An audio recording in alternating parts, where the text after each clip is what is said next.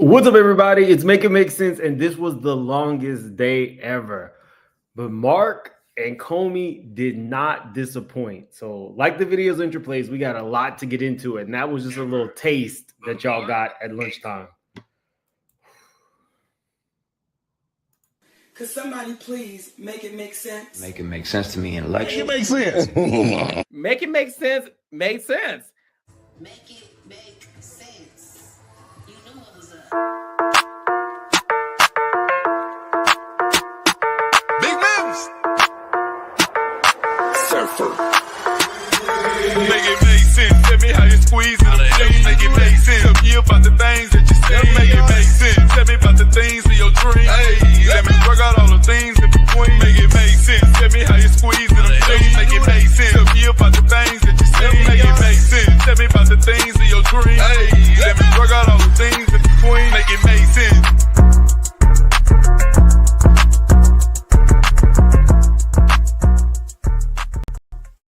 What's up, Playboy? What's up, Diddy? I thought it was a party here today. No, this is the party. Oh, why? I just come back when everybody get here. Nah, stay. nah, it's cool. I just come back later when everybody get here. I said stay! Look at me. What'd I say? No. Come here. Look at me. Hey. Look at me. No. Okay, guys, so it never fails. I get out of my lift, and it was crazy today getting into this trial. I get out of my lift, and all of a sudden, like, people circle me. It was crazy. To be honest with you, unless it's about to be like a fight, there's really no reason to like circle anybody. I won't even get into the ins and outs, but I don't know if I'm doing that again. I do not know if I'm going to be in that courthouse again because it was a lot. I was having a conversation with the CNN correspondent, and she was like, I don't know if that might be off the record. Let's just say she was impacted by what happened in the line. I wasn't impacted. I mean, I wasn't impacted in the same way, but I needed a moment after because it's like a heightened experience. It's not something I'm willing to do again. It's definitely not. So just know it was a fight to get y'all these notes. So yeah, I was in the courtroom. I guess it's like the hottest ticket in town. Hyenas. Yeah, that's a good way to describe it. It was a lot. When I told them to back up from around me, pretty much they did, but then when things got hot and people weren't understanding where their place was in line, I could almost do a whole video on what happens to get into the courtroom. Not you gonna pull up. Janice's wig is always stealing the show. I mean, Janice is nice to me. Now, if she knew that I was calling her grandson slow, would she be? I don't know. A friend of mine said we should just start calling her Big Kim, since that's probably where Misa and Lil Kim saw the wigs come from in the first place. Probably was Janice. And I could see Diddy saying, I want, my artist to look like my mama. So I could see that. Yeah, I might need Iyanla. I might need Iyanla. But okay. So let's get to this because we definitely got to talk about Bertha. FYI, Bertha was Detroit from last night. Her name changed today, and y'all will find out why. So Diddy walks into the courtroom. He blows kisses to Big Kim. Big Kim is Janice, y'all. Big Kim is Janice. Just remember that. When I say Big Kim, I'm talking about Janice. He blows her some kisses. Diddy's team seems extremely confident at this point. I feel like they're probably going to get drinks this weekend.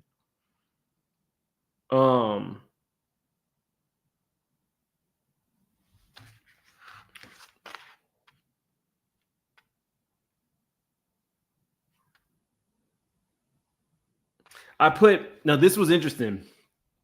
On my first page, I discussed what male identify was with this guy named Trent in court. I hope I'm wrong about Detroit. That's what I put. That's right here.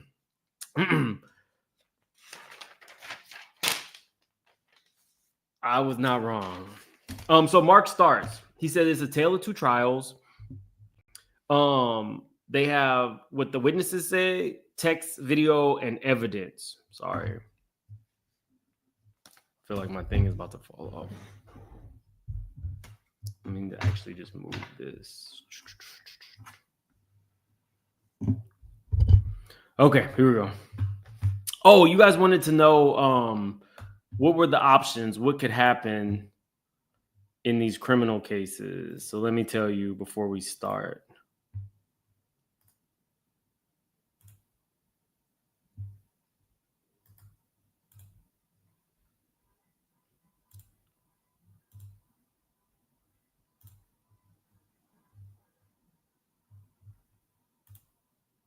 Okay, here we go. Let me share this with you guys. Okay, in a federal trial, the possible outcomes depend on whether it's a criminal or civil case. For criminal, the verdicts can be either a guilty verdict.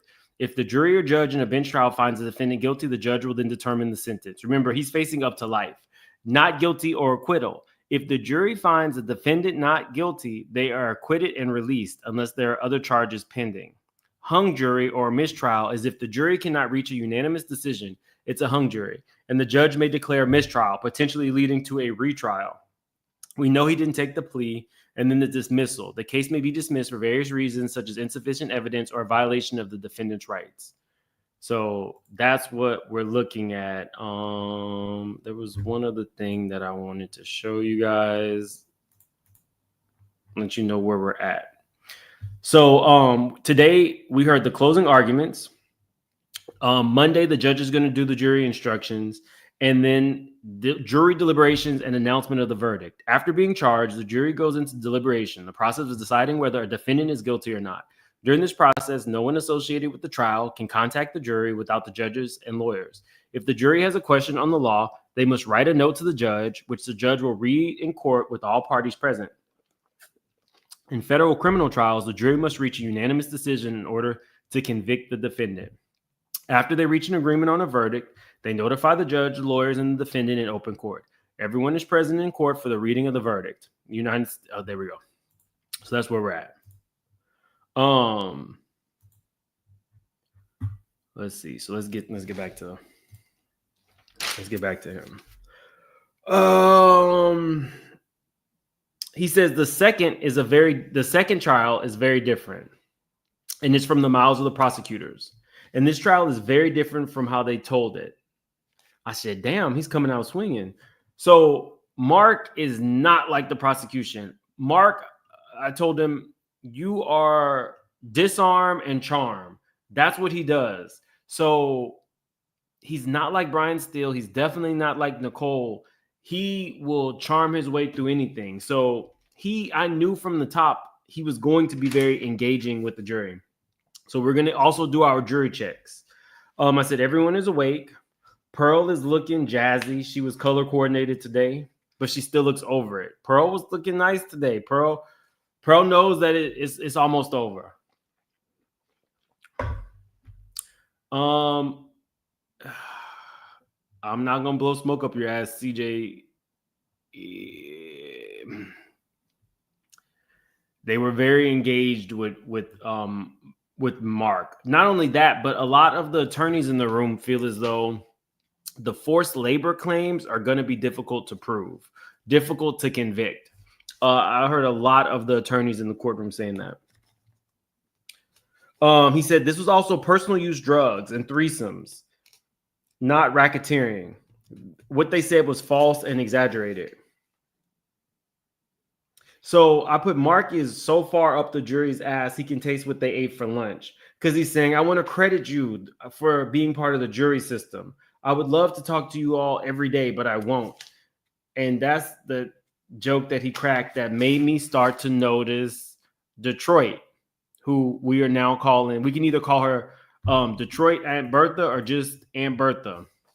Not saying she looks like Aunt Bertha, but you'll find out why. But she laughed at that. Nobody else was really like laughing. And I was like, okay, maybe she just likes corny jokes. Then he said something else about the jury, and a few other jurors laughed, including Pearl. Pearl did a little chuckle. He said Diddy is a very successful Black entrepreneur who has built real businesses that have stood the test of time. I put jury check. Only the two people in the front row are taking notes. He says this is what his assistants had to say about him. Being with Diddy was like drinking from a fire hose, like going to Harvard Business School. He pushed me harder than I knew I could go. They didn't always like him, but they didn't want to leave him. Then moves on to Mia thinking about unaliving herself. I was like, that's a jump, but okay. He says when she was thinking of self-harm when they forced her to leave. And he says, I'm not going to call her Mia. That is not her name. I said, I'm going to call her the woman who calls herself Mia. And I'm like, he's coming out swinging. That was something small, but it chips away at how you feel about this woman because, you know, Mia alleged that she was R-worded and alleged that she was violated and couldn't sleep and all of these things. And so I'm going to punch at you every chance I get. Now, Mark is the lead attorney for a reason. People think because he's not a bulldog like Brian Steele or Nicole that Mark doesn't have it. Mark will charm his way. And keep in mind, y'all, Mark sounds like he sounds sometimes when he's trying to make a point, his voice gets really high. He sounds kind of like Elmo. Maybe Elmo, or I don't know if you guys have ever seen the show called Married to Medicine, but he sounds like this guy called Dr. Greg, who's basically like a munchkin, and he has a really, really high voice. That's what Mark sounds like, but it's still disarming. It's Dr. Greg and it's Elmo mix, but it's only when he starts talking high. It's really, really weird. it's really, really weird. But yeah, no, Mark is don't sleep on Mark. Mark is actually very engaging with the jury. He's talking directly to them. He's having them look over there, do this. He was keeping them awake too. So I said we're getting a lot of fluff. Mark is going the inspirational route. He then starts talking about DIE, and he says, you know, Diddy was doing DIE things before the government even brought it out. He didn't say diversity and inclusion, but he didn't say DEI, but he said diversity and inclusion. And I was like, that's an interesting point, I guess. He said, you didn't hear racketeering from the witnesses. You heard it from the prosecution at this fake trial. Now, consistently, you will hear him saying fake trial. I said DEI, right? I said DEI. I'm sorry. Y'all know what I meant. But yeah, so it's very Trumpian, his approach, because you'll hear him say fake trial a lot. This is a fake trial, fake trial, fake trial. He is definitely peppering the jury's opinions of this trial. Every few minutes is fake trial. He says, you saw the SRT guys raid his home. The SRT guys couldn't even go in with a body cam. He went into his home with his children, where his children live. Oh, I said DIE? My bad. My bad. So yeah, he's like, and he went into the home where his children live. And by the way, look out there. Look into the third row. Those are his children, but he has an infant as well. The infant, of course, couldn't be here, but he has children. Look at them. And his loving mother, Big Kim. Look at Big Kim over there. So, of course, now the jury is looking, and Bertha is like this. She's buying it. I put Bertha. I was still calling her Detroit, but Bertha's buying it. Look, hook, line, and sinker. And I said he is very engaging to the jury. He said, and what did they find? Boxes and boxes of Astroglide. Like his voice goes so high. It's high, but it's raspy. Boxes and boxes of Astroglide. That's how he sounds when he's. Whenever Mark is trying to make a point, his voice goes up so many octaves. And he was like, boxes and boxes of Astroglide. He got boxes of Astroglide off the streets. The streets of America are safer from lube. Now, 3 jurors in the first row are smiling, and 1 juror in the second row is smiling. That juror was Aunt Bertha.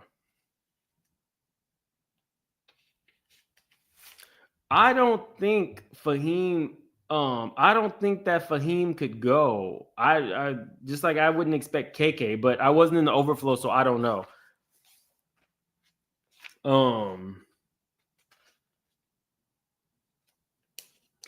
Don't get me wrong, it was kind of funny. It was a little bit funny when he said the streets of America are safe from lube. That was funny. You gotta. I don't know what the hell his voice is. They said that he found nothing with the businesses, but they found baby oil. Crime scene tape everywhere. He repeats stuff a lot. It's crime scene tape everywhere. It was like, Mark, what are you doing? What are you doing? He said he went into the man's bedroom and made it a crime scene. His personal bedroom, a crime scene. This businessman. He really was playing the black angle. He said black businessman a lot. He said no one called 911. They called civil attorneys. Cassie sued for $30 million because he had $30 million to give. My voice is going to end up hurting before the end of this.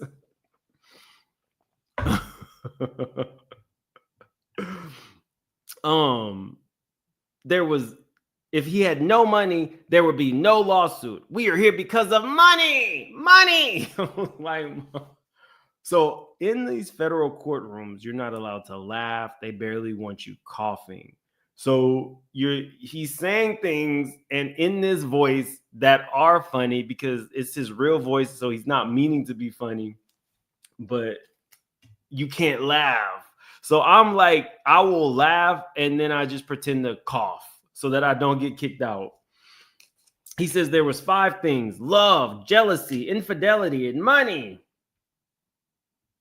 He says if you are taking notes, then you will know that we said the word love 881 times. No, I mean, he only gets his voice only gets really high when he's talking loud. But for the most part, it's an even killed. He is very disarming, y'all. That's what he's there for, to disarm you right before he gets you.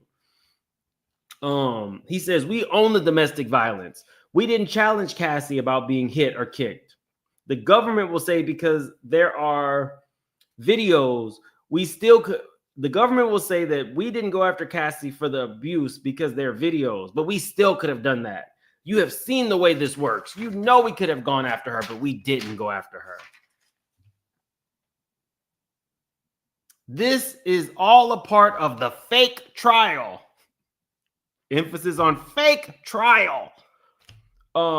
It's not just me. He repeated that twice. He said the sentence, then repeated fake trial twice. Fake trial twice.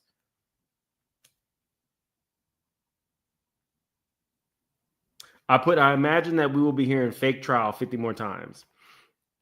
He said, Cassie made an Instagram post.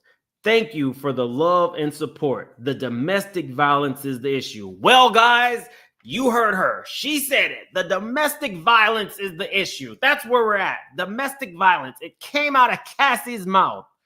I'm like, Mark, I'm trying to keep a straight face. I'm like, you really have to think that the jury are idiots. I understand that they say that when you're speaking to the public, you should speak to them. If you want a wider net or wider range, you're going to speak to them at a lower level. Even like down to songs. Believe it or not, they say somebody who writes at about an 8th or 9th grade level is Mariah Carey. A lot of other people are writing at 4th and 5th grade levels. So there are studies behind it. It's a thing. I don't know if he thinks the jury is stupid, but some of the stuff, like taking something out of context by Cassie saying domestic violence is the issue, does not mean that the case that the government has against Diddy is all about domestic violence. But okay. Okay. I said attorney check. I'm sitting 2 rows from Cassie's attorney. You guys know Wigdor. He seems unmoved by what Mark is saying. Wigdor is sitting there like stone-faced. I put a notation. Cassie was not suing for racketeering and conspiracy. Moreover, Cassie was paid from an insurance claim. Diddy's attorneys did. Oh, I put Diddy's attorneys did release statements saying that the domestic violence was a lie until the video came out. So you're not arguing it now, but the original attorneys did argue that there was never any abuse. So I'm like, okay, that's just between us. Okay. We know what's true there, but like I told you guys, Mark, all of these attorneys eventually will have to prosecute a guilty person. So their job isn't to determine whether he's deserving of having a lawyer. Anybody who is a criminal deserves to have an attorney. His job is to create reasonable doubt, and the man does that well. So it just is what it is. You can hate Diddy, but I'm not going to sit here and tell you that certain things that he said did not seem to move some of the members of the jury. So I put a jury check. Lacrosse dude looks like who's from a lacrosse team is having heavy eyes already, but he's not asleep yet. It is 9:50. So we literally just got there. Oh, no, I don't need the document. But I could leave the other document up so people can come in and see what to expect.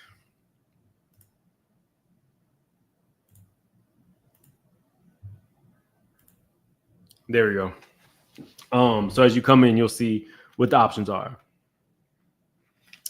Now, this is where I start to get annoyed. Now, this is me personally, not me sitting in the courtroom to like certain things that he said about victims I couldn't get with. He said, if you had to pick a winner, it's Cassie. She won. She won 30 million and he's sitting in jail. Cassie is no joke. She matched him. They were at the same level. Their love was a modern love story.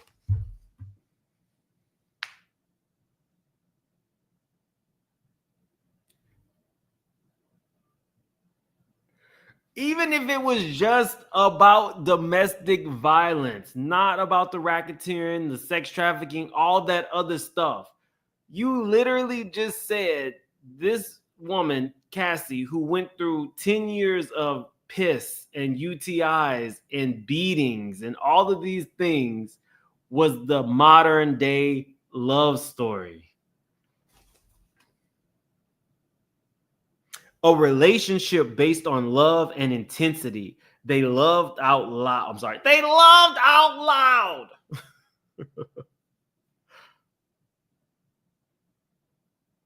I'm sorry, but that's how he was. They love out loud. Cassie said, I was young and insanely jealous. And he said, and you should be insanely jealous if you're in love. You should be. You should be insanely jealous if you're in love. That's what he was saying. If you got a, he tells them, if you get a moment, go and look at some of the things Cassie wrote to Diddy that's in evidence. You'll see that this was truly love. He had other women like Gina.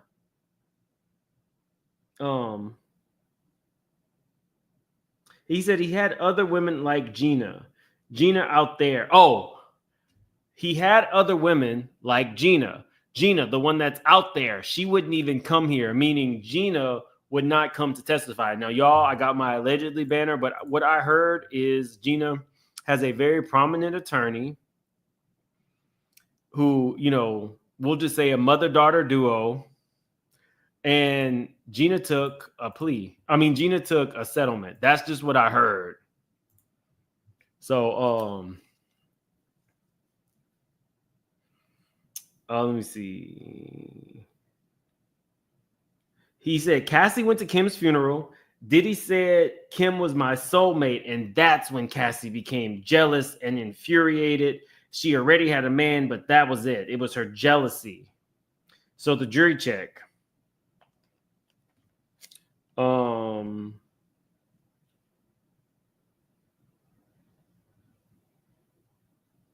Oh, okay. So first I'm looking at Diddy's kids because now it's easier for me to see the jury, and I can't see Mark. I can see Sarah. The kids I have to like really work to see. But I said that the slow brother and the twins are really engaged. Treasure Troll had walked in with the free puff shirt, so they made him walk right out. I didn't even see that the slow one had a shirt with Kim's face on it. But I said very little going on with the family so far. He said Cassie left that funeral and nothing happened to her. She was not scared of him. The problem was they were only sexually compatible. In thousands of messages, she never once said, I'm not attracted to you. I'm not attracted to you. I didn't enjoy sex. I guess you could call them swingers or lifestyles. She's a woman who likes sex. Good for her. Now, this is where things take a turn. No one laughed but Detroit. She's a woman who likes sex. Good for her. I'm sorry, we're calling her Bertha. Bertha. Now, the reason I'm calling her Bertha is because this is how she was acting in court. For him to come to you with the booze. That's how she was acting in court, the way she was agreeing, laughing, grinning, swaying. It was almost like her and Mark were having a conversation. This was the embodiment of Aunt Bertha. For him to come to you with the booze. That's why I call her Bertha. And you will see the reason I'm in this court so I can tell you guys what the jury is doing. She's in most of my notes because she's the one that's most engaged. She's not the only one, but she's the most frequent engager. So he says, let's move on to Kid Cudi. Cassie played them both. Everyone can't do this. Sean introduced them, and he said, Sean introduced them, and she said, there's no ring on my finger. Ha, ha, ha. She had a relationship under his nose. She's keeping it gangster. And Aunt Bertha did this. For him to come to you with the booze. What? He makes one down reference. She's keeping it gangster. And he said gangster, not gangster. She was keeping it gangster.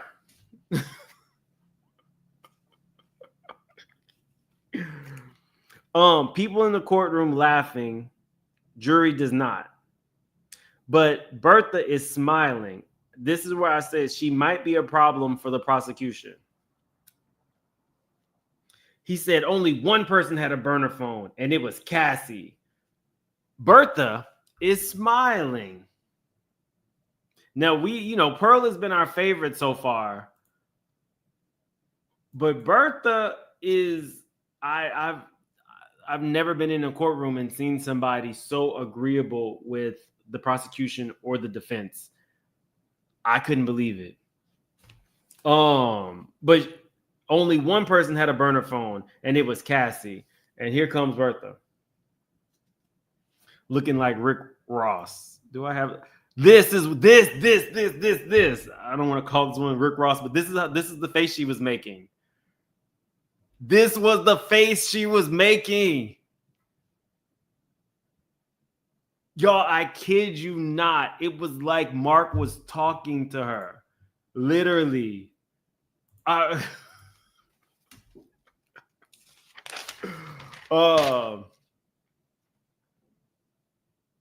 put side note, Bertha slept through most of the prosecution, but she is really engaged with Mark. So then he moves on to Capricorn. He says, I say this with respect. Her parents died when she was young. She hung out with Diddy and she said, before I worked for him. She said they were super platonic friends. He says, you know what that means? You know what that means? It means it means that she wanted him. He says, size it up for yourself. She's out there. She's a little, out there. She had the biggest crush on him. Her exact quote was, we misused our dopest chemistry. I put he's working the jealousy angle. In 2004, they had the jewelry heist. She says, I called down to 1400, I guess that was the office, and told them to lock the doors and search everyone. She said she was kidnapped, but she went home every day. How can a kidnapped person go home every day? Was it actually kidnapping? Was it 5 days of kidnapping? He said, so basically she had a door-to-door kidnapping.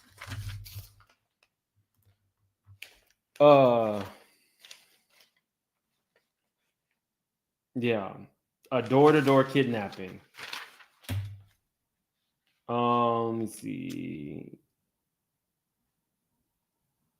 Okay, so Mark showed.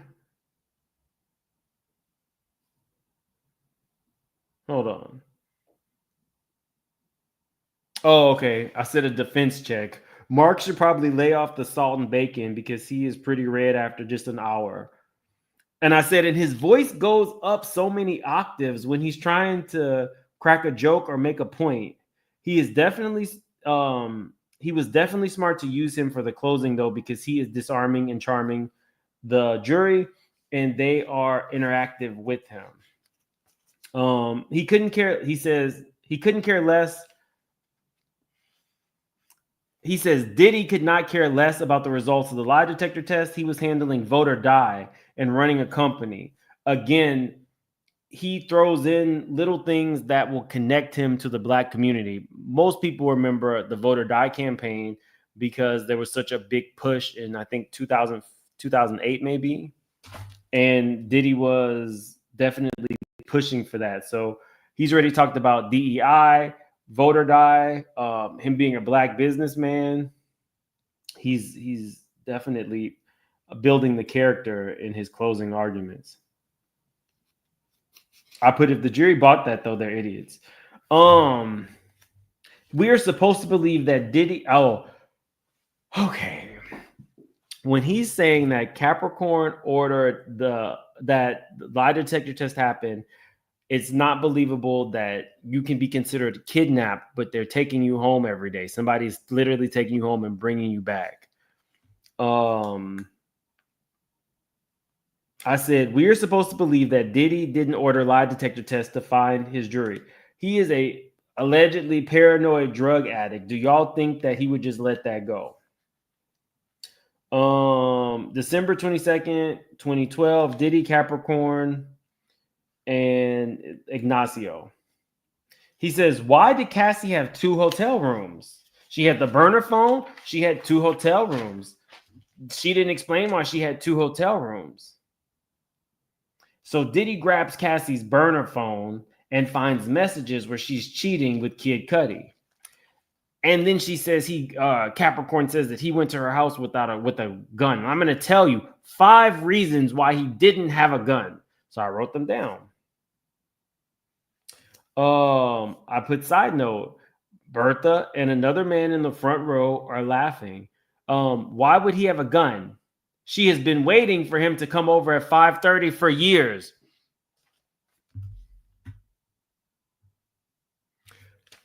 Why would he have a gun? Capricorn has been waiting for Diddy to come over to her house at 5:30 a.m. for years. That's when Bertha and them start laughing.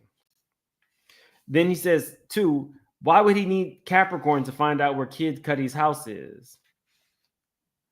Cudi testified that Cassie told him, I gave Sean your address. He might go to your house. So he already didn't need it. And then he jumps to 5. Now, we didn't get to 3 or 4, but now we're at 5. Kid and Cassie said Capricorn never said it. Cap says she wanted to warn Cassie. The premise, Cassie and Cudi would have testified that there was a gun. They didn't testify that there was a gun. Then he starts poking holes about the car chase.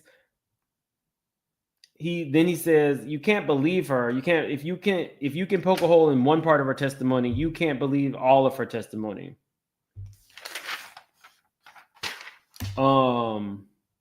Jury check, 7 people are now taking notes.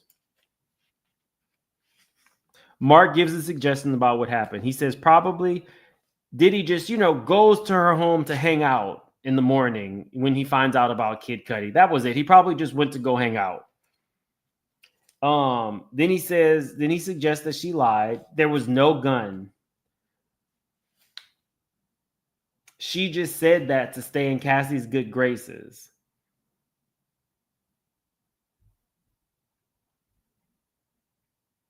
She adds the gun to the story to make herself look innocent.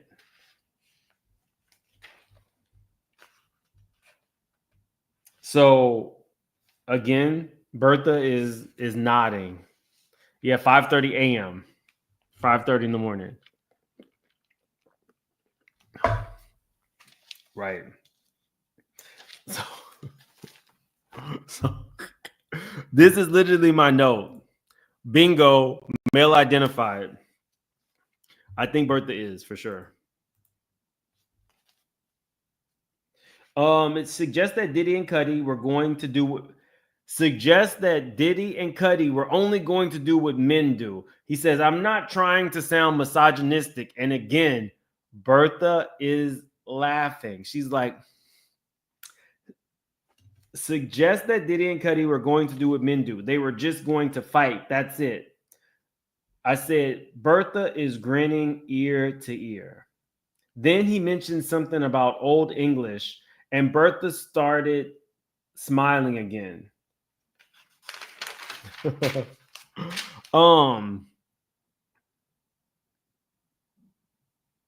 talks about how Kid Cudi kept his car neat and orderly, and there was some easy pass. Bertha and a man are laughing along with Mark. So then he starts talking about the glove that was found in Cudi's car. He says, imagine an LA case involving a glove. Ha ha ha ha ha. Nobody laughed. I said he is turning Kid Cudi's driving gloves into a thing. A man who wears a wedding dress could probably wear some leather driving clubs that match his Porsche. I could see it. I said Mark is cracking jokes. Bertha and the guy in the front row are really enjoying themselves. I said, does this mean a mistrial? Like, you can't really gauge it, but from a few of their reactions, I think Mark did a good job, at the very least with Bertha. I said, should the prosecution have gone with a more engaging person to do the close like Comey?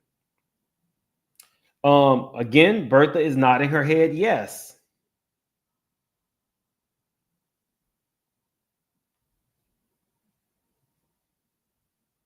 It says the threats that have been made towards. Oh, okay. So he's talking about the email now that Cassie had written after the Kid Cudi incident, where she said the threats that were made against her, that he was going to hurt her. He was going to hurt Kid Cudi. He was going to release her 2 of her sex tapes. Mark says he said it, but he would never do it. And he never mentioned a car. He would never do that. You all know that he would never do that. The hotel stay after getting beat up.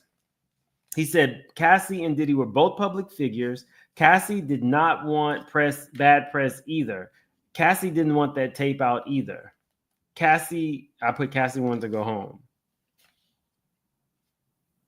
He said, yeah, Diddy liked to get her attention, and maybe he lied about the police being on their way because she was angry. And she should be angry. We all saw that tape. Now, this, if you're pro-victim, would have like pissed you off. It would have pissed you off. He said, and I quote, yeah, Diddy lied to get her attention. You know, he didn't actually mean that, you know, the cops were there. You do that. But it was because she was angry. And you know what? She should be angry. Because we all saw that tape. And it was like, what a mind fuck. You were on here. Now, you've told us that Cassie is not a victim. But now you're painting her just as an angry, jealous woman. She's not a victim. What's up, Krista Marie? But she's an angry woman. And then by throwing in there, but she has a right to be angry because you saw the tape from the Intercontinental Hotel. That was very smart, especially if you know that there are some people who don't see her as a victim. You are now going to label her angry, and some people might run with that. I didn't see Fahim. I was in the main room, but I can't imagine that Fahim would show up when he's considered a co-conspirator.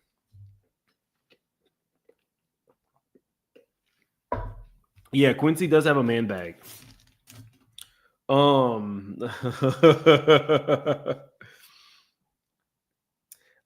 D-Rock to Mia. There's text messages between Mia and D-Rock. He said that Mia was the one who brought up the money. They're trying to make it seem like Diddy was conspiring to keep her quiet, but she was the one, and I quote said, I'm out of Skrilla money. D-Rock offered her money because he was a nice guy. And because she said she was broke. Quick jury check. Pearl is looking at the monitor, but she's still looking mad. So now he's vilifying the prosecution. He said they should make this easy for you. They should have shown you that she said she was out of money, like I did, to make this easier for you all. I said he's coming out swinging. Cassie came back and sued Diddy because you know he gets real high for the life they had together. She sued him for the life they had together.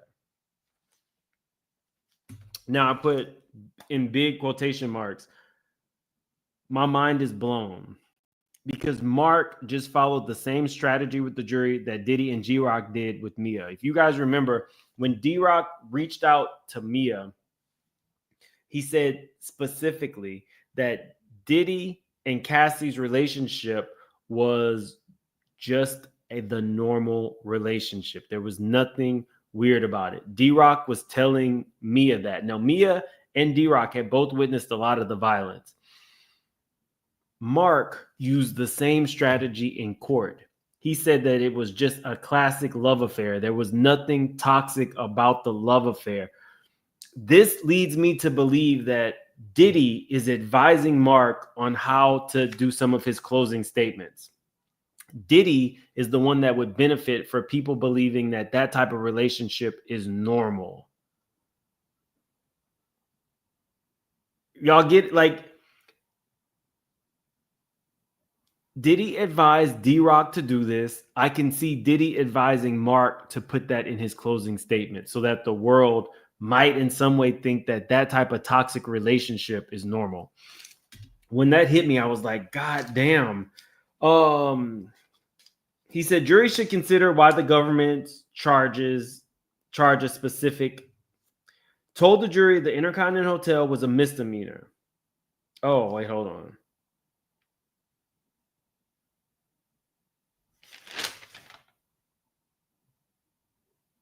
Oh, okay. So we're now going on break, y'all, but it's about to go down. I was not expecting this. For the last few days, each time that, there's a break, the judge will ask the prosecution or the defense, is there anything? And everybody's kind of tired. They're saying no. The prosecution was pissed. And she says, we're going to need a minute. So we're all sitting down waiting to see, because she didn't object to anything. We did not know at that point that they had come to an agreement prior saying that they would not object. They would hold it in so that the person could finish their closing statements. The prosecution said this was extremely wrong for Mark to say that the Intercontinental Hotel beatdown was just a misdemeanor, and the government has charged Diddy with bribery and arson when it's actually just racketeering. So Mark responds, I'm not asking why he was charged. And then in mid-sentence, the judge shut him down. And he says, verbatim, that was what you said. I'm reading it in the transcript. So then Mark says, I'm allowed to be sarcastic. The government claims law enforcement concerns. It's a state matter, and it shouldn't be charged as such.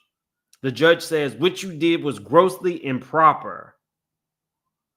And we agreed. The parties agreed beforehand not to do this, and you violated your own agreement.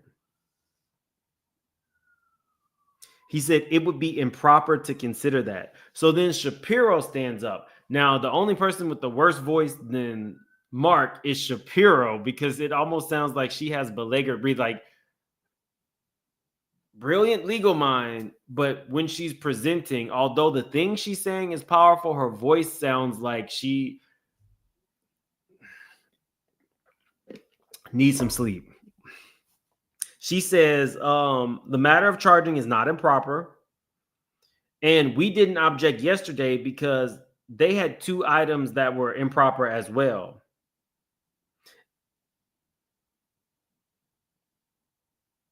And he said, and she goes, and since you are admonishing Agnifilo, or since you're calling out Agnifilo, let me point those out to you. And the judge says, let me stop you right there. The judge says, literally, let me stop you right there. You chose not to make a record yesterday. She goes, well, the government misstated the law twice with the racketeering and the guns at the freak off.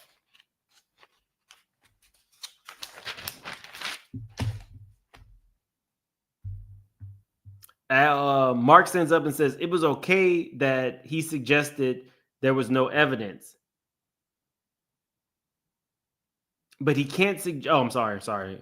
I guess this is a judge. It was okay that he suggested that there was no evidence. He can't suggest why he was charged. It's improper. And then the judge says, I'm still saying this is improper. Shapiro, it would be highly prejudicial if you just did this after the break. You should wait until after those have completed, after both parties have completed the closing statements.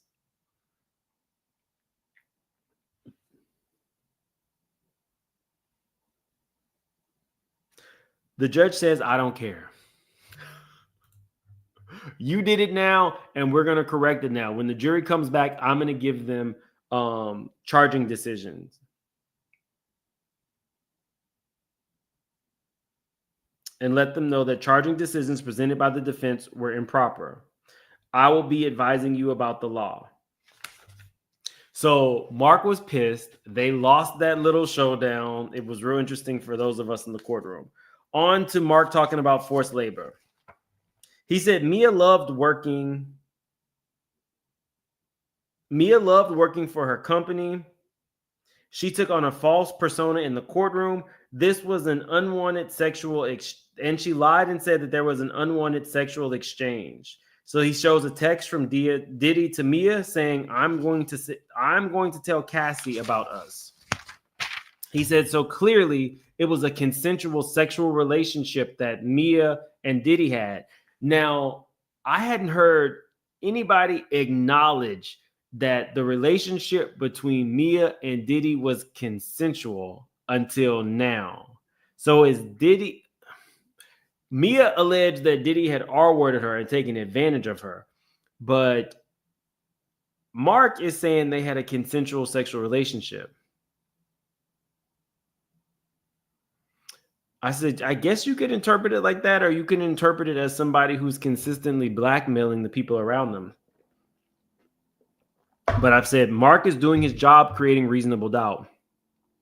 Mark is not showing specific exhibits because it allows him to alliterate. However, the government fact check. So now I'm like looking at it like either you're a very literal person and you like that the government presented very like fact-based charts, or you're going to go with Mark, who's just kind of giving like roundabout type synopsis of things and not really going to too many exhibits so that he can kind of like bluff a little bit more. They show a handwritten happy 40th birthday party, Puff Daddy. He goes, this is so remarkable. Look at this. Article after article of what Mia put together. She must love him. This reads like a full love letter from Mia to Diddy on his birthday. Look at this. Magazine articles from 1991 to 1999, all about him. Mark suggested that she did this on her own, and it was amazing.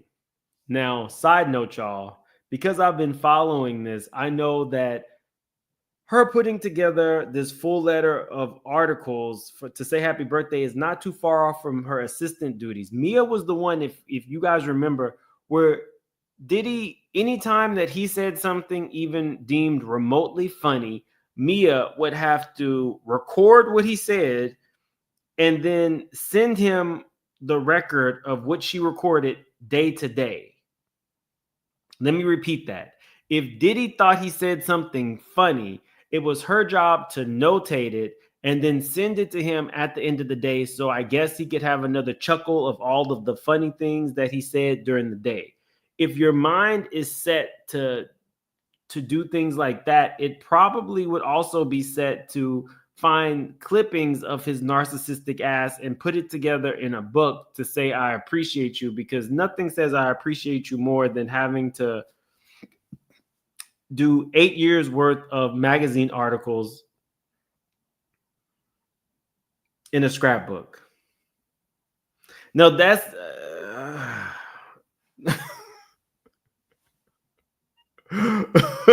like, what are we doing here? Okay, that's a true narcissist. Mark says Diddy makes people's worlds.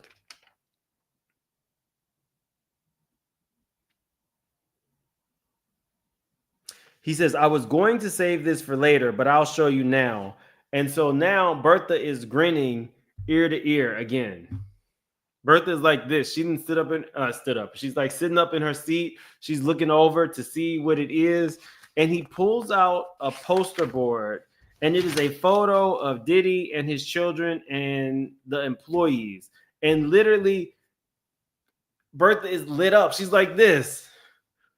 It's just a picture. These same motherfuckers are sitting in the bench 5 feet from you. It's just a photo of Diddy, his kids, and some of his employees.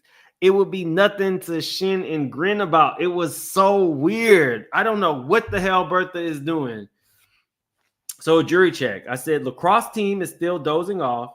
Everyone else is awake. 2 men in the front row are smiling at Mark. Just not as much as Aunt Bertha is smiling. There's one lady in the front row who is freezing and she is ready to go. She just looks over it. She's wrapped in a shawl. So he shows a text exchange where Mia threatens to harm herself. There are 7 messages from KK trying to get a hold of her, telling her, you need to call me.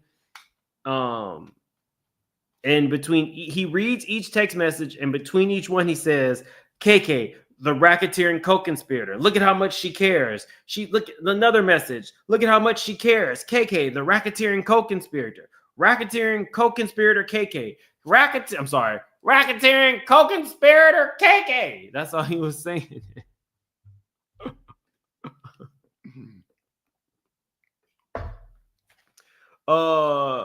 Like, we get it. KK received a message from an employee who was separated from the company and is saying she's going to harm herself. She sent multiple text messages to make sure. No, Bertha is not older, but she just does. She feel like when Mark says something, whether it's spot on or bullshit, no matter what he says, this is her. For him to come to you with the booze.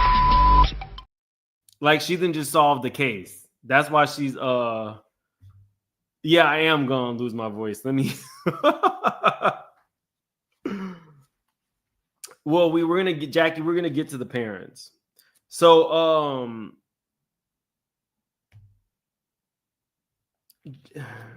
I'm not, y'all get it. I don't, him saying racketeering, co-conspirator, it doesn't alleviate what she did with Diddy, but he's humanizing her. I get why he's doing this. He says, if a person has drugs for personal use, they didn't mean they were going to distribute. No one got on the stand and said they were breaking any laws. Brendan called it personal use drugs. Brendan's case was thrown out because he had the best attorney in Florida. If there's any lawyers in the chat, I put how much do you have to distribute to determine distribution, but I know now, so we'll get to that at the end. He says, this is not easy. I know you guys were with me for a while. So now he's talking to the jury about the jury. Detroit Aunt Bertha is smiling ear to ear. I said, maybe she just likes white men. Because now he's not even cracking jokes, and she is literally laughing on the stand, looking at him like it's weird. So to the drugs. He says people in creative fields do drugs. They just seem better at what they do when they do drugs. At one point, I was going to show you all of the dirty talk, but I won't do that to you all. Just to tell you the story of Cassie and Sean Combs, all of that dirty talk. I won't do that. This was not sex trafficking. It was his girlfriend. They were just swingers. They were in love, and it was harmless sex.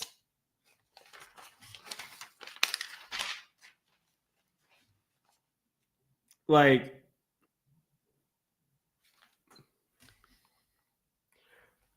I'm sorry, because you'll know when he's trying to prove a point. I'm probably going to lose my voice. It's okay.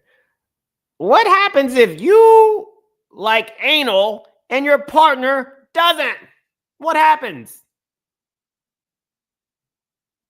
Some people like anal and some people don't. Just like my wife is from LA and I don't like LA. Now, I said Aunt Bertha is grinning ear to ear. Aunt Bertha is grinning ear to ear. I don't know if it was the anal or the LA part, but either way it goes, she's really enjoying this conversation.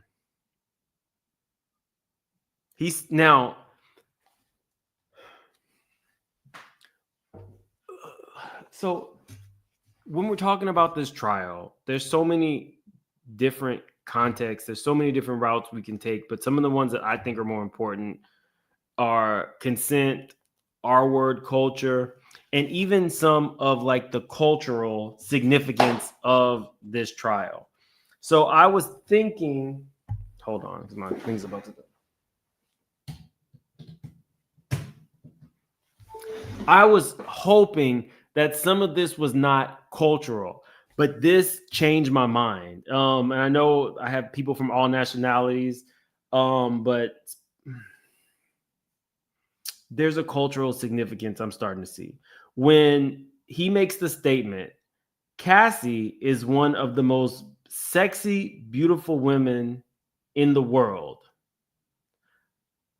Bertha, who was just smiling, stopped smiling. He goes on to say, and she dated Michael B. Jordan, who is one of the most handsome men in the world.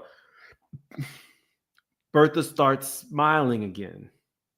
He says, but Capricorn Clark told us that Cassie said, who else am I going to date? Jay-Z is already taken. And that's when I saw Bertha do this. And I got it. It's not just that maybe she's male identified. I don't think that Aunt Bertha liked the fact that Diddy was with this exotical or Asian woman or whatever, you want to call Cassie's phenotype. When he called Cassie sexy, she stopped smiling. But when she moved to Michael B. Jordan, she smiled again. And then the comment about who can I date, Jay-Z, was her agreeing that this woman is the problem. And I said, now I see the full picture. Part of this is cultural. And I'll go even one deeper. I have, a subscriber who I like, but we were having a conversation about R. Kelly. And, she's a woman of a certain age. And she told me, R. Kelly ain't the problem. It's these fast-ass little girls. These fast-ass little girls is the reason he's in jail. And I was like, we're not going to see eye to eye on that. And she is a woman of a certain age, and she's not going to change. I don't see it as a fast-ass little girl. Kids have hormones. Kids want to have sex. It's up to the adult to say no in the event that a child is trying to engage with you that way. So we are going to not acknowledge that. I had to just agree to disagree with her. Here we go. So this is a good example of this. My boyfriend was 30 when I prom. Like my boyfriend was 30 when I was in high school. I know my mother was. If you are 16, 17, 18, you're legal. But, if you're in high school dating, you could be 17, whatever the age was. It's not Nia's fault. It's the fault of her mom for letting a grown-ass man date him and the grown-ass man for going after a kid in high school. So when I say that it's like cultural,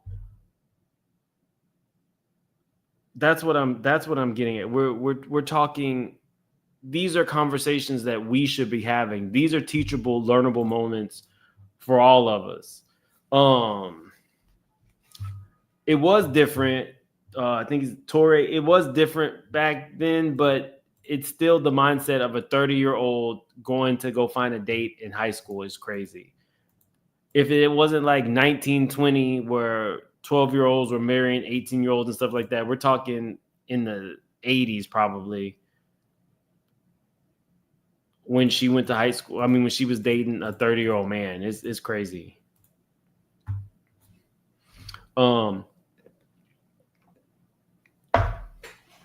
Generation, like we can have, like the one thing that I keep telling all these reporters about these conversations because they want to just stick to the topic of the trial. I'm like, well, that's the difference between legacy media. We can actually have kitchen table talk about what these things mean and the different themes and how they affect us culturally and the significance of the case. No, absolutely. Part of the problem is the exotical thing. It's the fact that Cassie was a non-black woman dating this black mogul. Yeah. But okay. Yeah, let's get back on track. I said Detroit and Bertha nodded her head in agreement and smiled.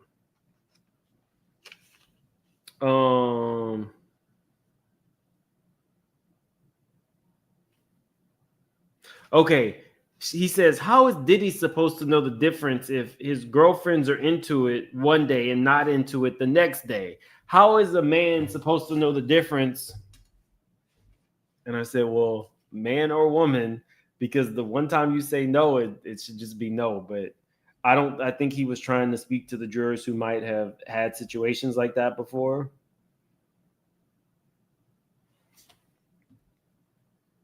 So then out of nowhere, he just says, this is Mark reading. He says, my pussy has been hot for 4 days.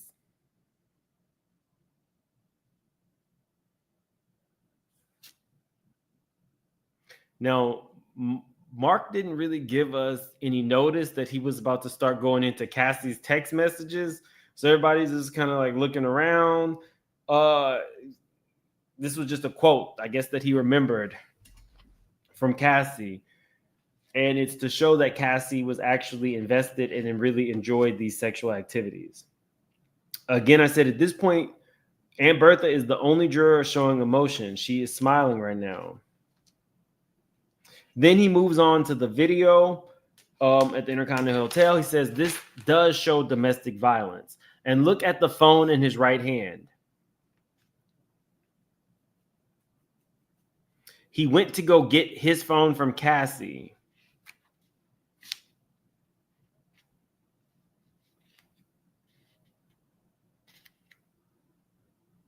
And that he did not throw the vase. He threw the contents of the vase, which were flowers, at Cassie. And if you see later in the video, he still has the phone. So I said, yikes, Pearl just made eye contact with me. Pearl scares me. So I ducked down. Pearl looked at me and I ducked down. I was thinking, I hope Pearl don't know I'm calling her Pearl. I'm hopeful. First of all, Pearl's not supposed to be watching this kind of stuff. But if she is, I hope she don't know it's me. She actually made eye contact with me twice today.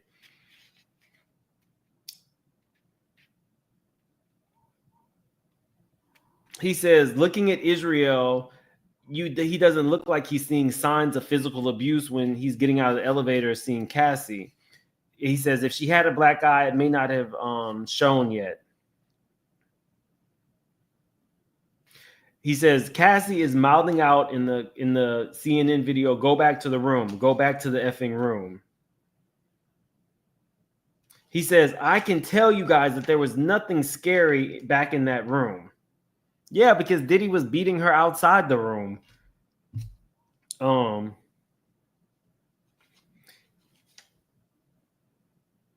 He says, and look, they were all laughing together after Cassie left. There was definitely nothing scary. I put remind the straight shooters. FYI, if you are thinking, why does he keep mentioning Aunt Bertha? It is because she is the only juror consistently laughing and acknowledging Mark. Mark says there's nothing that links the phone to Cassie. The phone in Diddy's hand as he is beating Cassie, it might be Diddy's. He shows 2 texts where Diddy says sorry. Mark feels like those 2 texts are proof that couples will just get over it.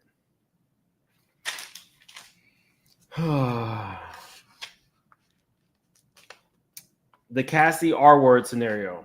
He says, Diddy is not being charged for R-word and Cassie, but I want to show you why it didn't happen.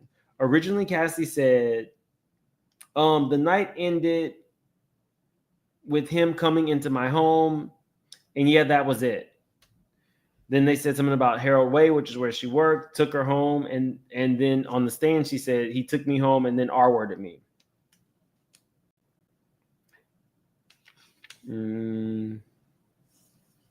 September 27, 2018. I had a lot of fun with you. Thank you for the night. I told myself I didn't want anything to happen, and I'm not tripping. I know you aren't either. I'll let you know what I'm going to do with the publicist.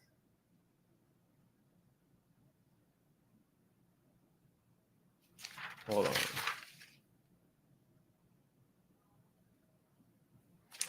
So this was all the text message after the night of the alleged R word where Cassie had broken up with Diddy, and then he brought her home from dinner and R worded her. That's also the time where Cassie's new husband called her via FaceTime while she and Diddy were having sex. Diddy texts, "You worried about me, but you're getting FaceTimes from other niggas while I'm making love to you. You warned me about having friends, but you got your own friends. It's always niggas effing up our shit. You act like the brokenhearted angel." He said, "What kind of pain did Sean put you through?"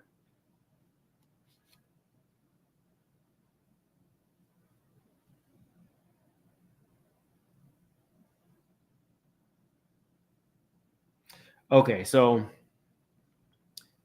there was so much context to this. So Mark says when he asked Cassie, or when Cassie was asked, "What type of pain did Sean put you through?" Mark says, as she answered, "I was gripping my chair," based on what her response could be, because she could have gone in. He says, "But what she said was remarkable. I think more than anything was his personal shame." He said, "She carried his shame. She wanted to unburden him."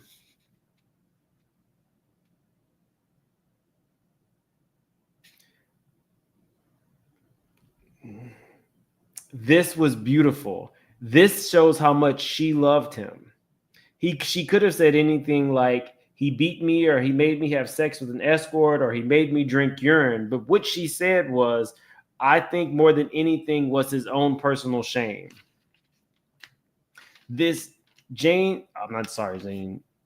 Cassie loves him so much.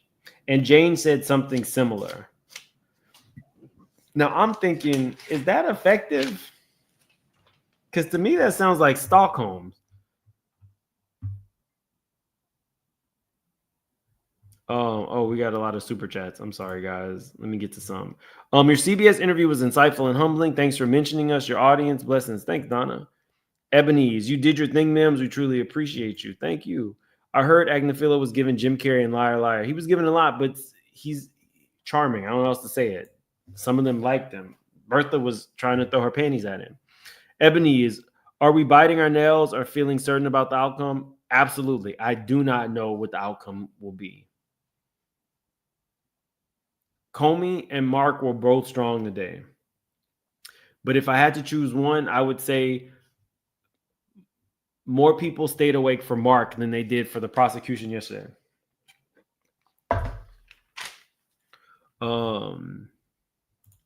Bonnie, hey, Mims and family. Mims, I love how you give us visuals. I feel like I'm about to lose my voice, Bonnie. Grown woman, thanks for the generous super chat. She says, "Thanks, Mims, for the work you put in." Thank you. It must be payday. Thank you so much. Charlotte, you should cover more trials. You are informative. I look forward to your banter every day. This was a lot. Hopefully they have some closer to me. Caribbean gal, not Juror, Bertha. And yep, she's Bertha. Worry about yourself. Hey, y'all, hit the like button. It's a free way to support the channel. Yeah, hit the like and subscribe. We were supposed to be trying to get to 25,000 subscribers, and we have fallen off. Josh, paying the line sitter, missing lunches, the Gilbert Godfrey impersonation of Mark, the in-depth coverage. Thank you, Mims. You made Gilbert got. Let me see. I'm not about to lose my voice. Thank you. I appreciate that. Oh, thank you for the generous super chat. She says, "I remember when Trump was on trial, there were a few jurors every day thought were very friendly to him. He was still found guilty on every charge. Bertha better go back there and do her job and stop being a groupie. Thanks for keeping us updated." It was giving a little groupie-ish. Texas chick, thanks for the laughs. Got me cracking up. Reality, what's up, Krista Marie? Thanks for joining the membership. Candace, thank you for the generous super chat. And Empress, thank you as always for the very generous super chat. Hey, Mims and my straight shooter family. The Aunt Bertha you referenced this afternoon took me clean out. I couldn't wait for tonight's live. Looking scrumptious, by the way, young man. Thank you. I appreciate it. And thank you for always supporting the channel. Worry about you. Please minimize the web page. It's minimized. It's minimized. Mercy, not Bertha trying to do the swinger second life. So I met Mark's wife. She was doing what a wife should do. She was also having a full conversation with the guy Trent, and she was telling him that she felt like this was Mark's best defense that he's ever done. I was thinking, well, I mean, I could see her saying that because it's probably the most high-profile case that anybody's seen, really. Even bigger than the Trump cases, just based on media coverage. So Bertha got a little competition. And I wonder if that was his daughter. Some girl she was very, very friendly to bought both of them some water. I don't know. Maybe the daughter is interning at her dad's office. Thanks, Nakiba, for the super chat. Don't tell me Aunt Bertha is a picky me. I hope not. I'll give you guys a little. Oh no, I'll wait till we get into Comey's closing statements. Virgo, thank you for the super sticker. Miss Carmen says, I'm 53 years old, and that is not normal back then to date somebody 30 years when you're in high school. I didn't think it was normal, but Agnephila has disturbed my spirit. It's bad enough that he is victim shaming, but fluffing the jury. Y'all, I had to take a minute and say, let me take a step out. When he was basically saying she wasn't the victim and she was the winner, that was a real asshole thing to say. Hey, Mims, you're doing OT with this case. You are so appreciated. Take care of yourself. Thank you. Thank you. I appreciate that. But okay. Where we at? Okay, Cassie and her attention from bad. Starts talking about Young Miami getting better cars and purses than Jane. Again, this was Aunt Bertha. I don't think that she likes anybody who might be, I don't think she likes the Cassies of the world dating the wealthy black billionaire. Cassie didn't get all the attention from Bad Boy. Capricorn says Capricorn was in many ways the perfect witness. In 2007 to 2008, she said that Cassie got the bulk share of resources from Bad Boy. Then called her a studio audience who rose and folded on her own merit. It's not like her career took off after she left Bad Boy. Now, this is one of the most animated times that Bertha is at. This is Bertha. For him to come to you with the booze.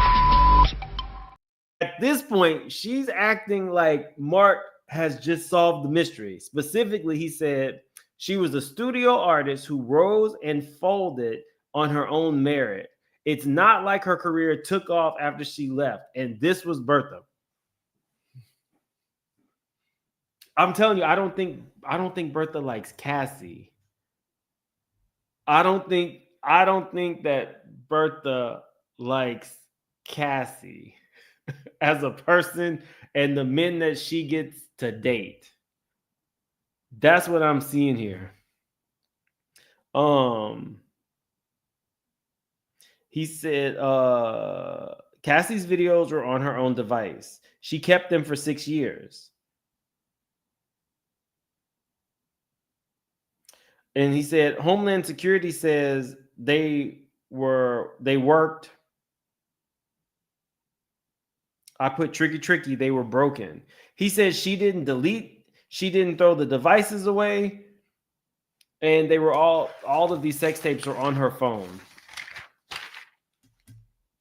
The videos were just love nights of just making love.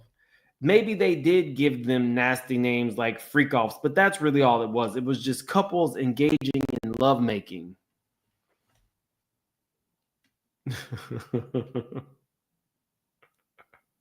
Oh, please do it again. This. For him to come to you with the booze.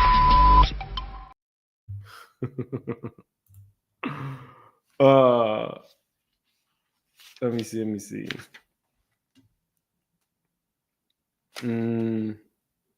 He said, now this I bet also came from Diddy. He said it was love making. It's just a mood. You guys were never meant to see these tapes, this love making. And he said Sean Combs would never have actually released these videos. He said it, but he would not have done it. It's just like if somebody says, I'm going to kill you. They don't actually mean it. I'm thinking, nigga, until they do kill you. Like, the hell? He says, you saw these videos. They were just listening to music and eating watermelon. A lot of talking and hanging out. You saw that. Both escorts thought they were special to Cassie because they talked so much when they hung out.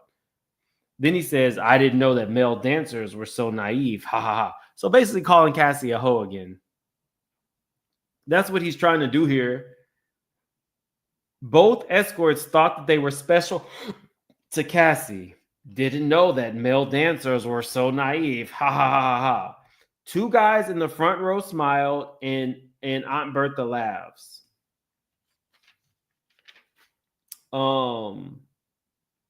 Jane. He says that Jane really liked the trappings of the relationship. I didn't get anything personal.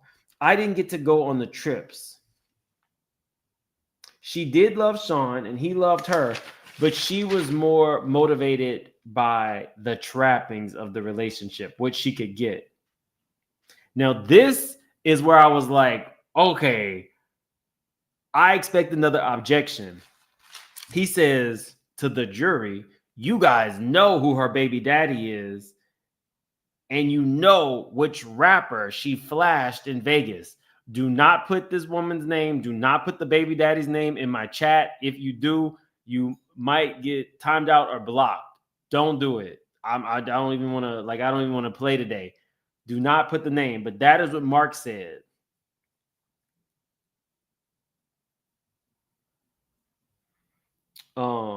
Now, y'all know I'm like giving you the whole thing. Sarah, the baby mama, is smirking as Mark basically tries to out who Jane is.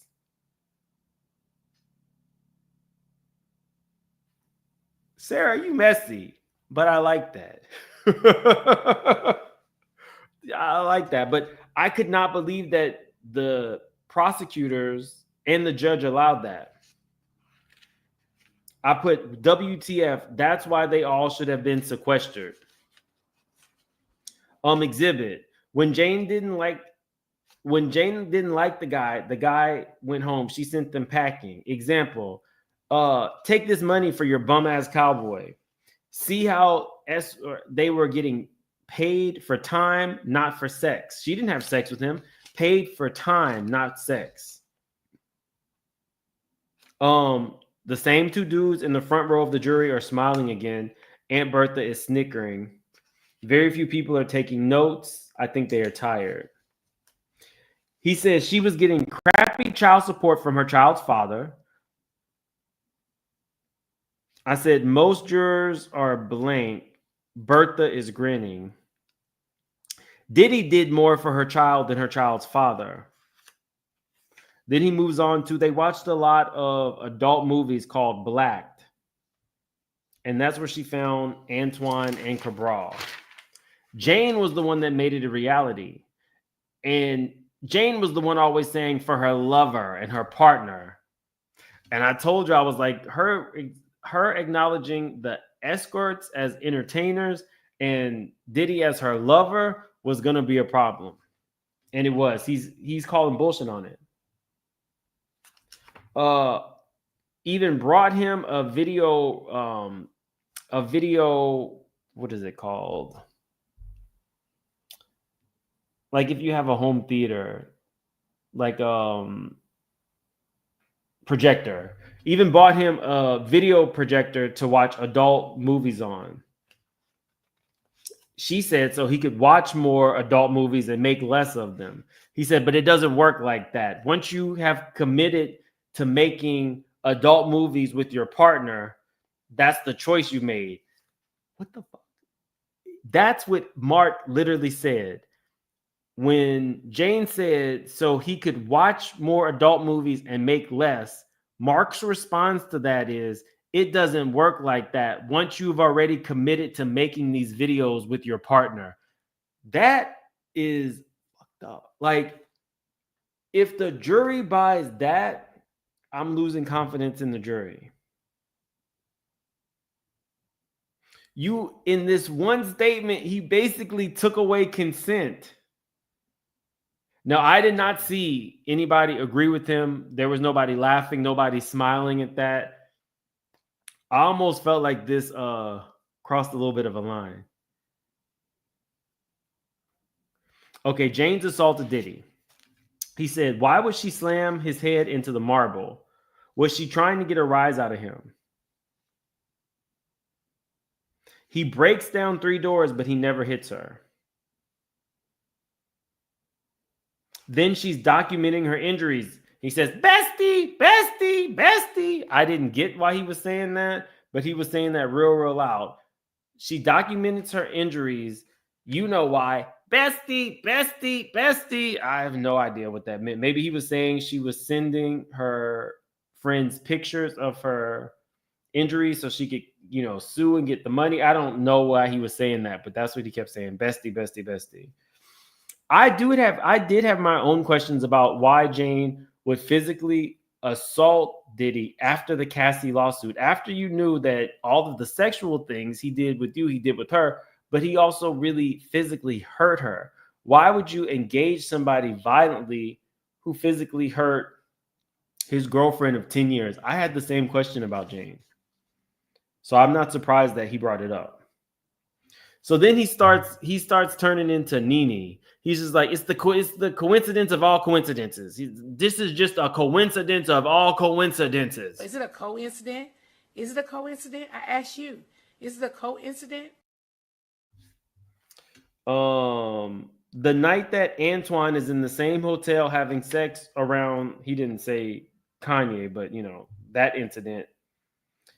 I said, is he suggesting that Jane set it up? She sees him having sex with somebody else while Kanye allegedly and them watch. And then she just randomly shows her breasts. He says, what is that? He says, but in this situation, what happens in Vegas doesn't stay in Vegas. And here come Bertha. For him to come to you with the booze. Like, what? Nobody else laughed at that, just Bertha. He says, I don't believe in this coincidence. Antoine, another time, Antoine comes over, gets in the car to let Antoine in through the gates. They had a fight, but Antoine was her choice. So I guess after, he broke down the doors and beat her after she had shoved his head into the marble, the prosecution acknowledges that, or suggests that is coercive sex. Like, you didn't want to have sex, you just got beat up, but he forced you. The defense is now arguing that particular time was absolutely just a choice. He says her story makes no sense. Why would she pursue violence with a violent man? She wants money in her pocket. And why would she just do this unprovoked extreme violence? And she can't even explain it. She doesn't explain it. He says unprovoked extreme violence multiple times, which is really strange when we have the person who you are defending who has a history of domestic violence, but you're saying the one time that Jane hit him is unprovoked extreme violence. Now, he done beat the shit out of everybody but a man. Beat the shit out of everybody but a man. But Jane is unprovoked extreme violence. He said, let's move on to Don Hughes. You don't need anyone to come in here and tell you how to feel. So he's talking to the jury and he's telling them that the expert that talks about why people who have been victimized by a sexual partner might stay, he is now telling the jury, You don't need these people to come and tell you how to feel. Mind you, the defense had their own person that they wanted to come on to explain why maybe Diddy was blacked out from drugs when he was beating on his girlfriends. Remember, never a man, but when he was beating on these women, they had their own person that they wanted to come on. But now Mark is telling the jury, you don't need anyone. No one. You don't need anyone to tell you these things. They don't need to tell you how to feel.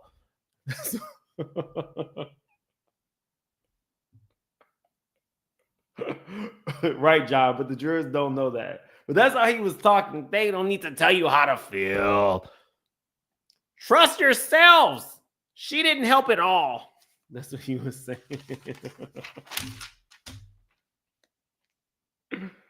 He said they have been with 30 different guys, but the prosecution only called 2. They only called 2 guys. Now, Aunt Bertha is now smiling. Aunt Bertha is now looked up because, she did have her little moments where she was, eyes were closed, but she was taking notes today. The been with 30 guys got her attention. Nobody else is smiling. A lot of these people are stone-faced. So I'm not giving you a lot of what the jurors doing because there really wasn't much there. They were just kind of listening. Some were taking notes. Yeah, he called 0.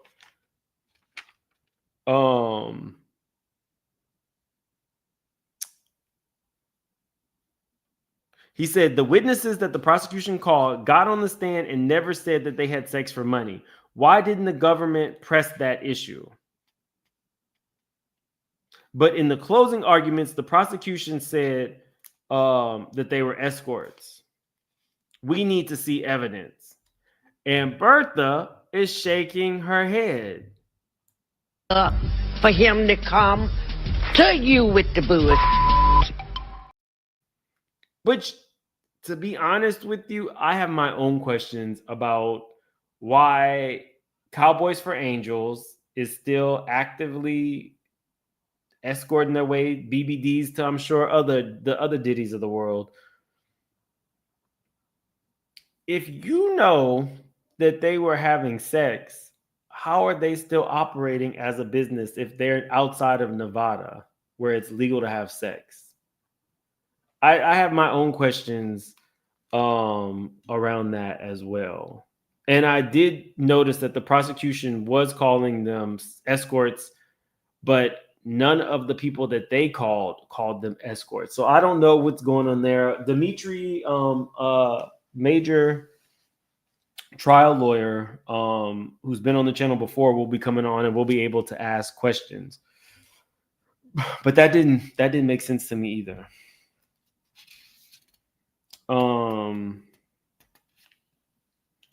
One of the escorts said it didn't come to my mind that, Phillips said that it didn't come to my mind that there was prostitution involved.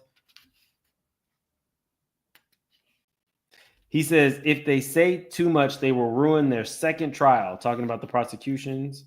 The escorts came up and stood up there and said they were entertainers. They get paid for their time, not sex. You even heard the escorts say, sometimes there was no sex. And that happened quite often. I put, why is Cowboys for Angels still in business? He said Diddy was complaining that the guy couldn't perform and he wanted a discount on an email to the owner of Cowboys for Angels. See, they were paying for time. They were paying for time. And what you do with that time is up to you. He said, and to these videos, it was just homemade adult movies. So the government is saying that homemade adult movies is just prostitution.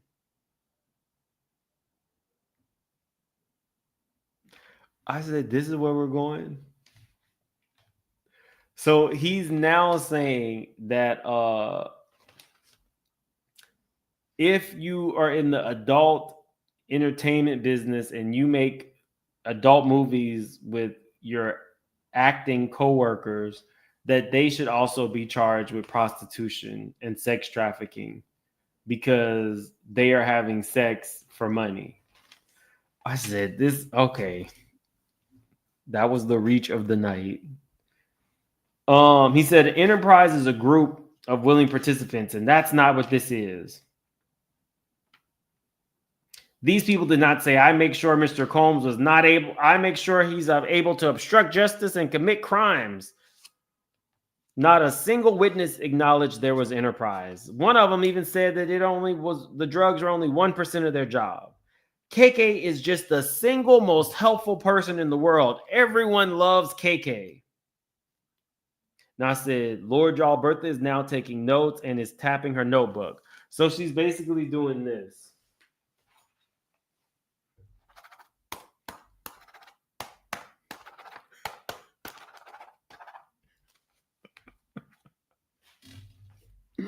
This is when you feverishly decide to take notes, Bertha. What are you doing?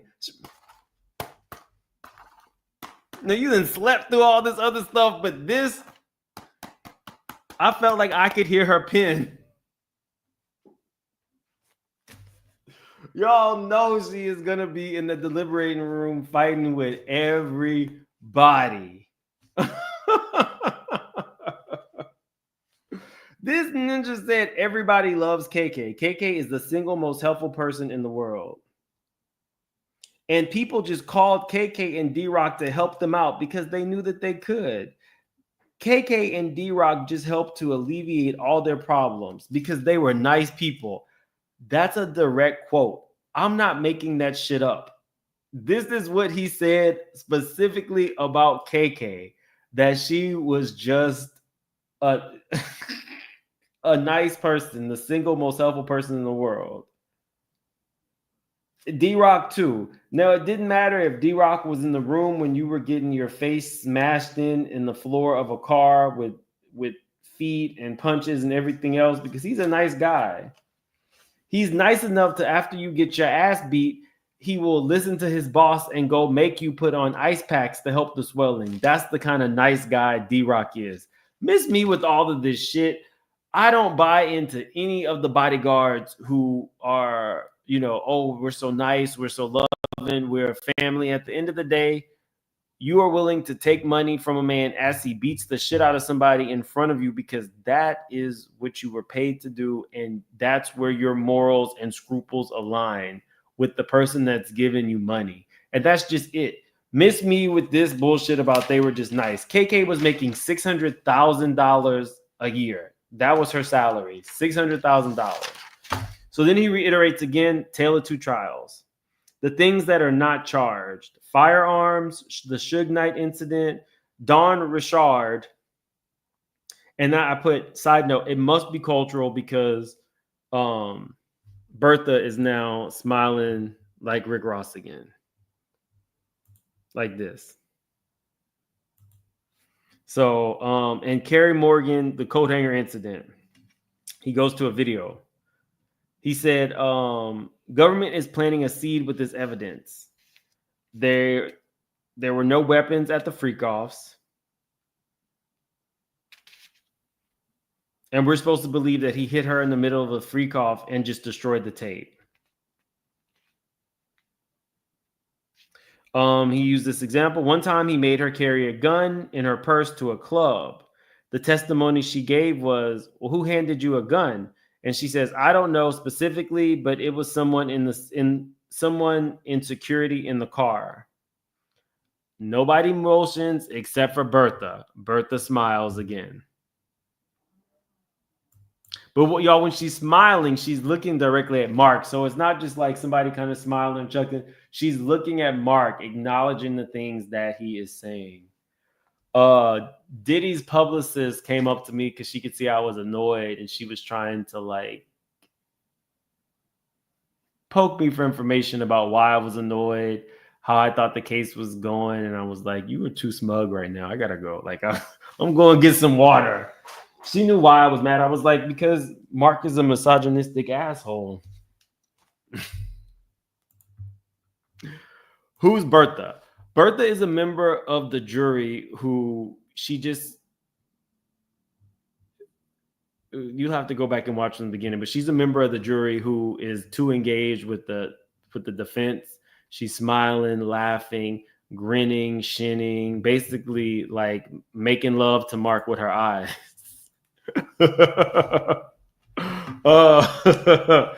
Yeah. So let's dive into this really quick. One time he made Cassie carry a gun in her purse at the club. That was supposed to make you feel like he was a gangster and he was intimidating her. But her testimony was that I don't know specifically who, but it was somebody in security who gave me the gun. Just because she did not say that Diddy told somebody in security to make her put the gun in her purse, I'm just going to give y'all what he said. Y'all can make sense of it how you want. He said sometimes he would have escorts urinate in my mouth. Then he goes back to the testimony from the escort, and the escort says, I don't remember. Then the other escort said, Cassie asked me to urinate on her. So he's basically saying that Cassie lied. So now we're having a full conversation on urine.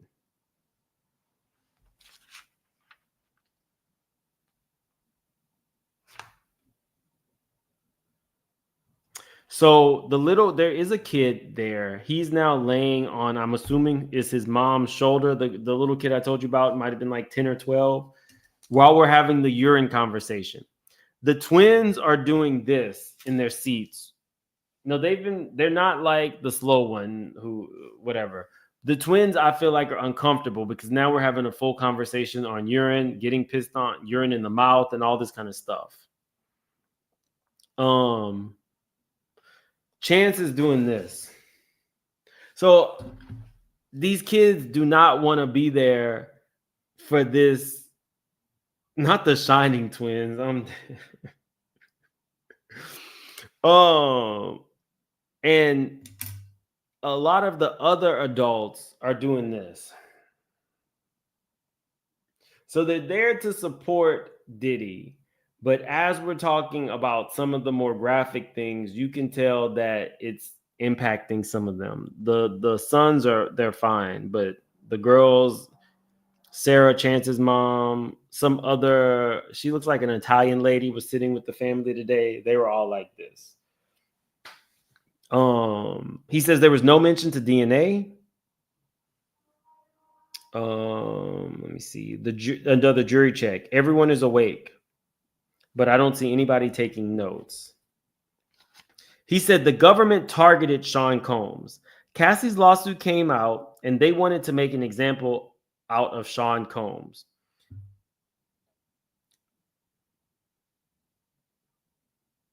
But what America has done really right is having a jury of people's peers, just like you. Today, you guys are the United States of America. Today, you guys are the United States of America. Summon your courage. Acquit Sean Combs. He's innocent. Return him to his family.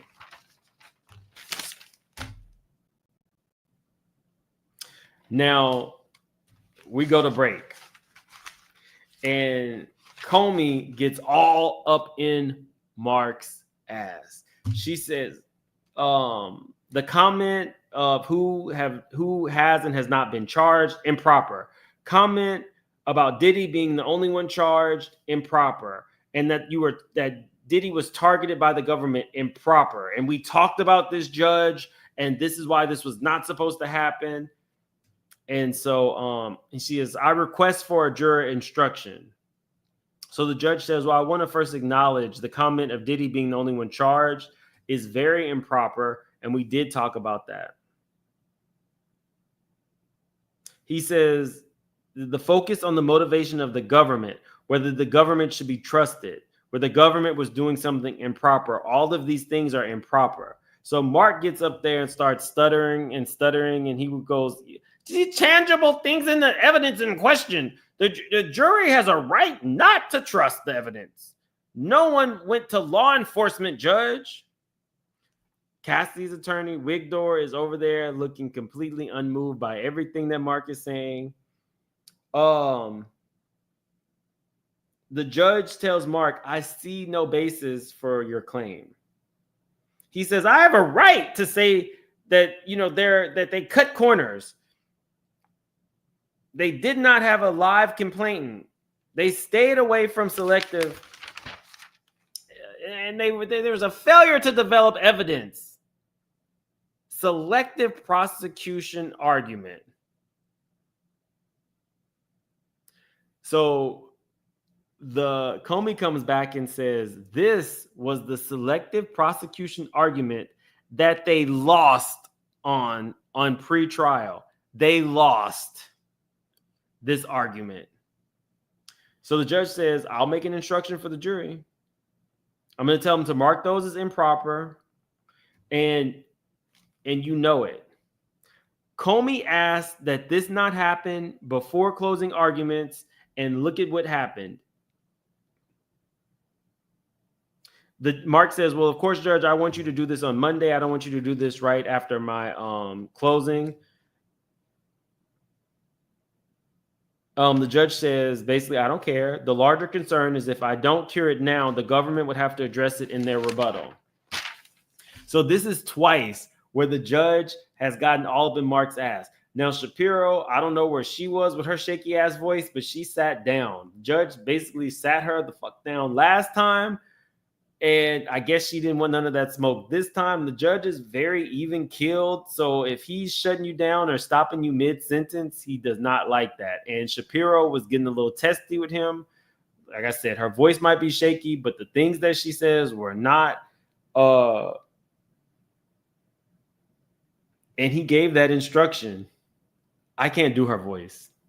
I can't do Shapiro's voice. I'll try to think about who she sounds like before the end of the trial. But it's very, very shaky. It's like I don't want to say she's on her last breath. It sounds like she's struggling to talk. Comey gets in there. Now, Comey, I told y'all, Comey is one of my favorites. Comey does not play. She said the defense just spent a whole lot of time blaming the government and Diddy's victims for his crimes and violence. In Sean Combs' world, no is not an option.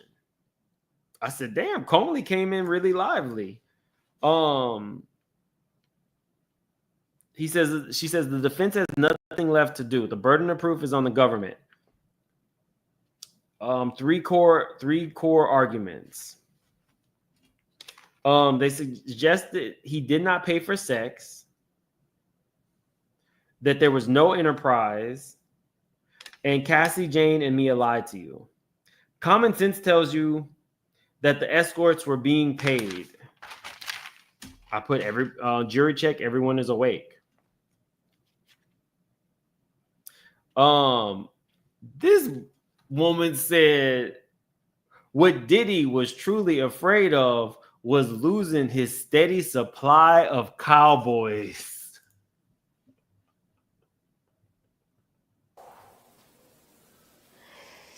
That was not expected. I did not expect that shit from Comey. Comey is the most straight-laced person. She literally said what Diddy was most afraid of was losing his steady stream of cowboys. And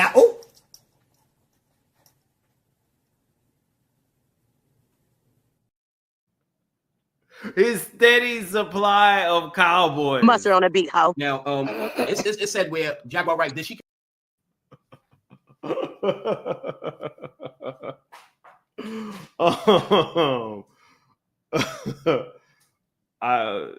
Not expected. She's so straight-laced.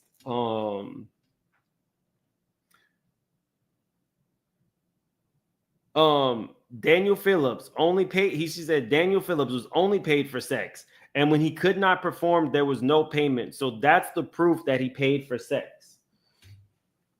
Sheree, if he could not perform, he got $500. When he actually was able to produce man butter that Diddy could rub on his nipples, he was paid thousands of dollars. Excuse me. She says the defense suggests that the escorts would have done it for free. Law does not require them to reach an agreement.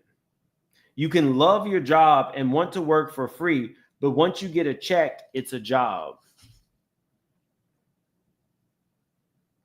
She says maybe some of them even wanted to have sex with Cassie, but nobody wanted to do it in front of Diddy while he masturbates.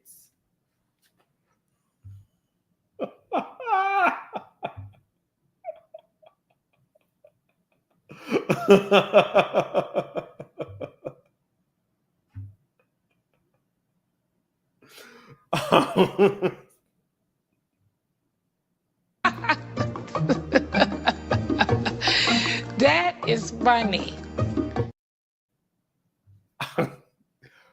That was so funny that multiple people on the jury actually laughed. They actually LOL'd, and one of them was Bertha. Bertha actually laughed at that one. So I was like, okay, I haven't really, maybe, just maybe Bertha is taking it in.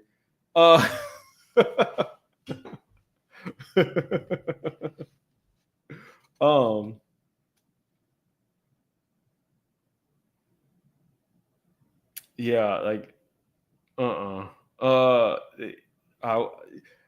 I was like, okay, Comey has come out swinging. That's why I was telling you guys, I can't say it's so cut and dry. I think that the prosecution laid out a very good argument, but a lot of jurors were sleeping, and it was a lot of graphs and charts and stuff like that for their closing. Mark and Comey both did a good job in their closing statements in two very different ways, but I did not expect Comey to come out swinging like this.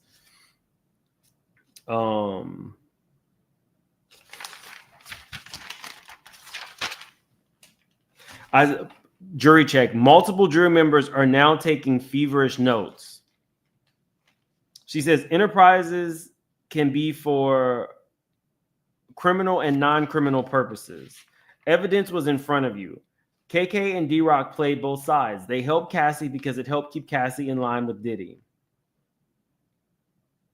She says enterprises don't go around saying, hey, we're an enterprise. She says quick hits. Capricorn's transcript. Kid Cudi says Capricorn was forced to go to his house. You don't need a gun to force one. Oh, you don't need a gun to force someone, even though Diddy had one. So she's talking, or she's speaking directly to Mark, saying that there was no proof that Capricorn had a gun. What she's saying is she went back to the testimony of Kid Cudi, and he says Capricorn called him and Cassie and said Capricorn was forced. That word forced is the indication that she did not go willingly. She said Mark argued that Diddy was a fist guy.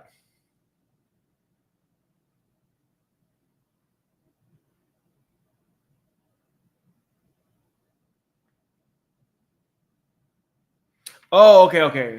Hold on. When she said fist, she mean like fighting. Sorry. She did not. Okay. Mark argued that Diddy was a fist guy, like fisticuffs, like fighting. So now that you get the context. Mark argued that Diddy was a fist guy. She said, sure, with his girlfriends, but not with men. With men, he brings weapons. I said, God damn, this is a 1-2 punch. She is not playing. She said, sure, with his girlfriends, but he wasn't using fists with men. He used a weapon. So her points were like when the Suge Knight stuff happened, he didn't go to fight Suge Knight. He went to go bring a weapon. When it was Kid Cudi, he was going to kill Kid Cudi, and there was a weapon involved. That's what she was alluding to. It says she just wanted. Okay, so then she starts talking about Cassie not wanting to leave Diddy's house, where they said she was kidnapped. She says the government would have you believe that she just wanted to stay in Diddy's house. He had literally stumped on her face in the car so bad that Bonds cried when he saw her face. She didn't want to go to a hotel. She didn't want to go anywhere. She wanted to stay put and recover because she had very serious injuries. But not only would he not let her stay at the house, he put her in a hotel, and then he would not let her leave her hotel and go to her mom. Moving on, Cassie testified she heard Diddy say the car will be blown up, and what happened? It was blown up. Then she literally, she shitted on the glove defense. So Mark said a lot of like nonsensical things about the glove being in the car and whose glove was it. They really made the glove a thing when in actuality, the glove was Kid Cudi's driving car because he thought his Porsche was perfect. And Kid Cudi is the type of man to show up on a red carpet in a full wedding dress. He's eccentric, to say the least, and performative, like his James Dean impression at this trial. It can get real performative. Mark made a big deal out of it like the glove was a smoking gun. She shitted all over it. We don't even need she was talking really fast, but I was like, okay, this makes sense. And she even called him out for trying to make it a thing. Mark was trying to have his OJ moment with the glove doesn't fit, you must have quit, even cracking a joke about it. She moved right past it after she shitted on it. The Eddie Garcia stuff, she says when he was giving the bribe, that showed Diddy was concerned about law enforcement. After he paid the bribery money, he told Eddie not to make any big purchases, which meant he understood that if they go looking for the tape that Eddie sold them of him beating Cassie, if they go looking for it and they go to the available people who had access to the tape and they see that Eddie was making big purchases, it could be put a target on Diddy's back. So that's why he told him not to make any big purchases. I was like, oh, that's a good point. I didn't even think about that. Then Diddy was calling Jane saying, I can't be on these phones. I can't be on these phones. She goes, that's tampering with the witness. And that's the proof. He knew that his phones could be tapped because he was under criminal investigation and he didn't want to say anything over the phone. So that's another good point. She goes, did he get these drugs on his own? No. Did he get his phone on his own or know how to plug it into the wall? No. Did he know how to pour himself a cup of water? No. He had an enterprise of people doing everything for him, including getting him his drugs. They would get drugs. One of his employees helped kidnap Capricorn. His employees helped bribe the security guard. KK arranged transport for escorts. KK arranged the bribe, and KK sent escorts to hotels. So I put lacrosse team member at the top is the only one with heavy eyes. Everybody else is really engaged. She says KK knows her team will bring Diddy whatever he needs, including drugs at hotel rooms. So when he asked for $5,000, KK knew that was for sex workers. KK knew Jane was being coerced because we have text messages proving that, where they talked about it, but continued to facilitate whole nights and to tell Jane that it was okay to move and transport drugs. She says, let's talk about drugs. Personal use drugs. The law does not require for a profit or an amount of drugs to be against the law. She's like, they like to say it's personal use, but that's not what the law requires. Distribution just means giving drugs to another person.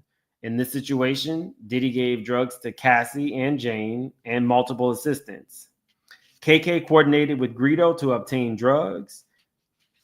And KK advised Jane on how to handle drugs after she OD'd in Turks and Caicos. Cassie wanted an escort. Exhibit is who directed an escort to urinate on you? She says Sean. She says, so let's paint the picture. It's a dark hotel room for 5 days with a UTI and you're having sex for hours, unprotected sex with strangers. Does this sound sexy to anybody? The defense would have you believe that they wanted these sex acts. So she ran down every time that they texted that they were telling Diddy no. That's Jane and Cassie. She just showed a whole list.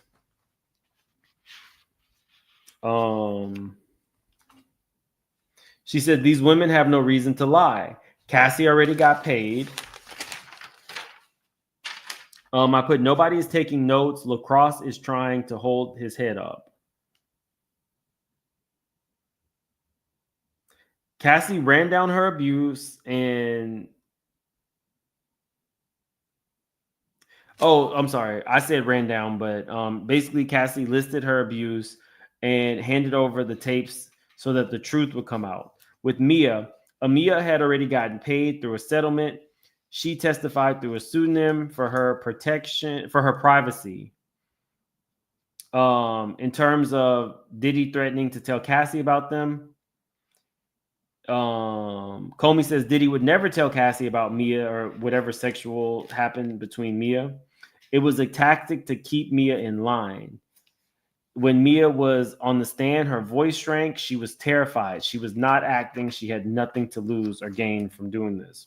With Jane never sued and has no intention to sue.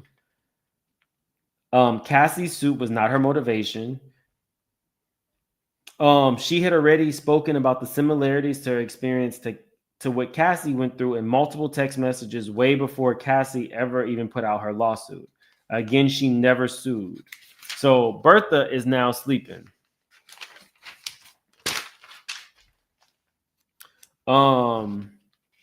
She said the defense tried to convince you because they found some happiness in a life of trauma that they were lying about the bad times. I put the jury is stone-faced right now. She says jealousy is not a defense for sex trafficking. Remember, he said that part of the, you should be jealous if you're madly in love. She says he beat her and then he said he would release her sex tape when she told her, I'm sorry. He beat her and then said he would release her sex tape when she said she did not want to participate in freak-offs. So when he told her to set up a sex tape, she did. He said he extorted her parents, threatened her physical safety. By his words, he taught her, trained her that disobeying him was not an option.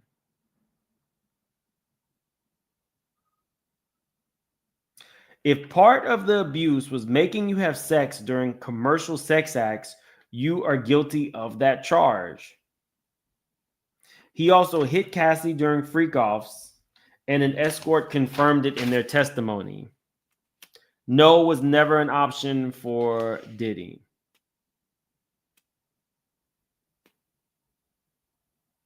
The defense said that Diddy had no idea his girlfriends did not want to have sex. Said it was all just a normal date night, a beautiful evening. But it was the same performance for the sex workers and the girlfriends over and over again. One of the jurors looks at the clock. She is ready to go. So then she shows messages where I think Jane had said no to having a freak off, and Diddy's response was, "Wow, get over it, please. Look at the roof over your head."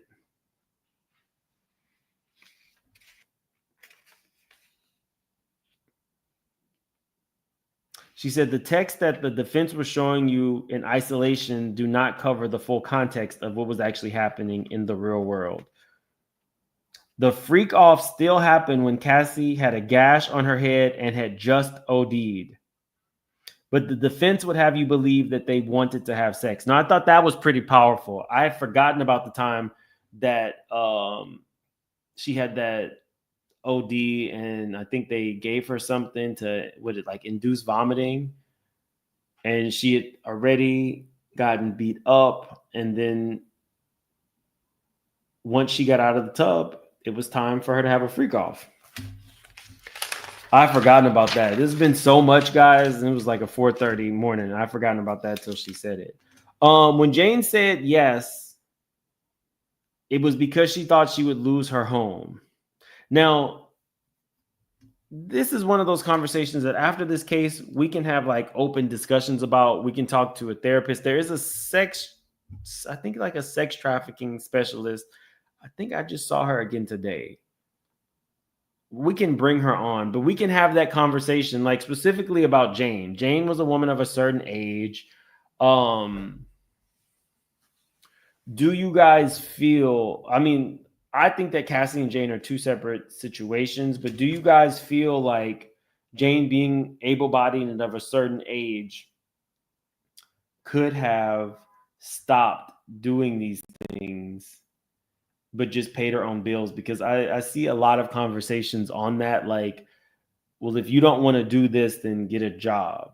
I don't think that changes the coercive nature of it. Like, if they are arguing that basically Jane was a sex worker and not a girlfriend, I could see it, but we can have real conversations about the situation, not necessarily Jane. If you are a woman or a man, whomever is being taken care of a certain age, is there even a space to have that conversation? Because I hear a lot of people feel very, very differently about Cassie and Jane. What is a certain age? We'll say over 30. Offline, Jane, she did try to make her own money, and Diddy did say no, like Cassie. I think it's the age thing, and Jane's text messages make her seem like she was a little bit more with it than Cassie, being so young. We can have those conversations.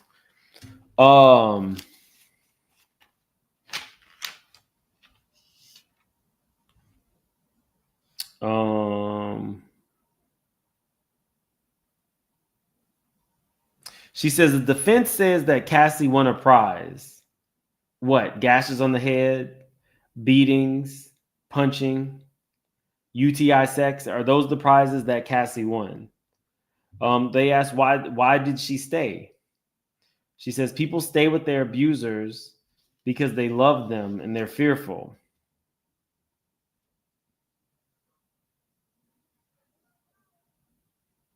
Money, career, and a house were tools used to control Jane.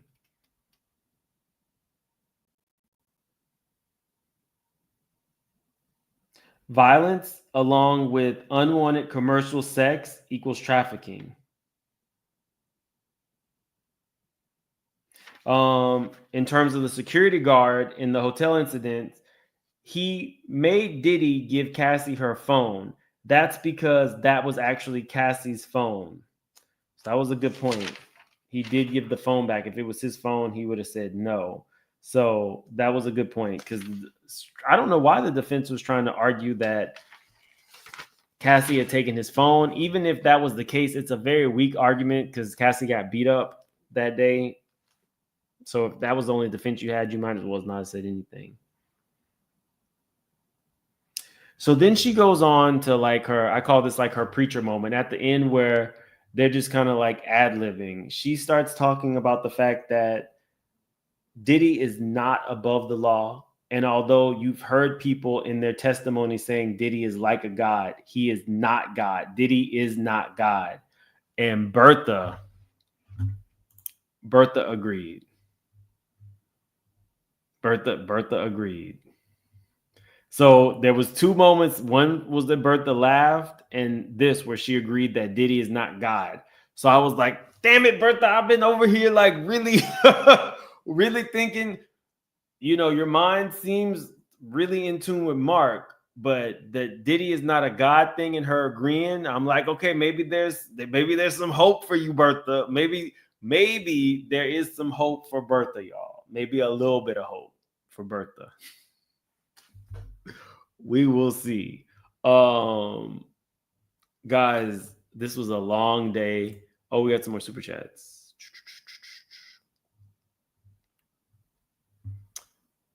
Where do we stop?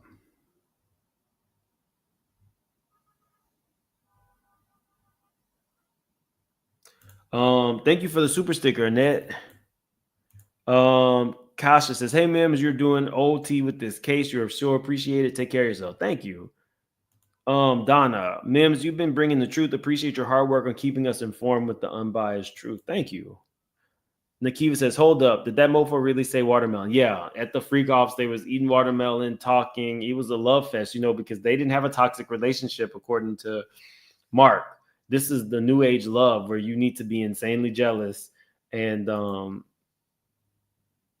beat somebody's ass on occasion. Ebony's, thanks for joining the membership.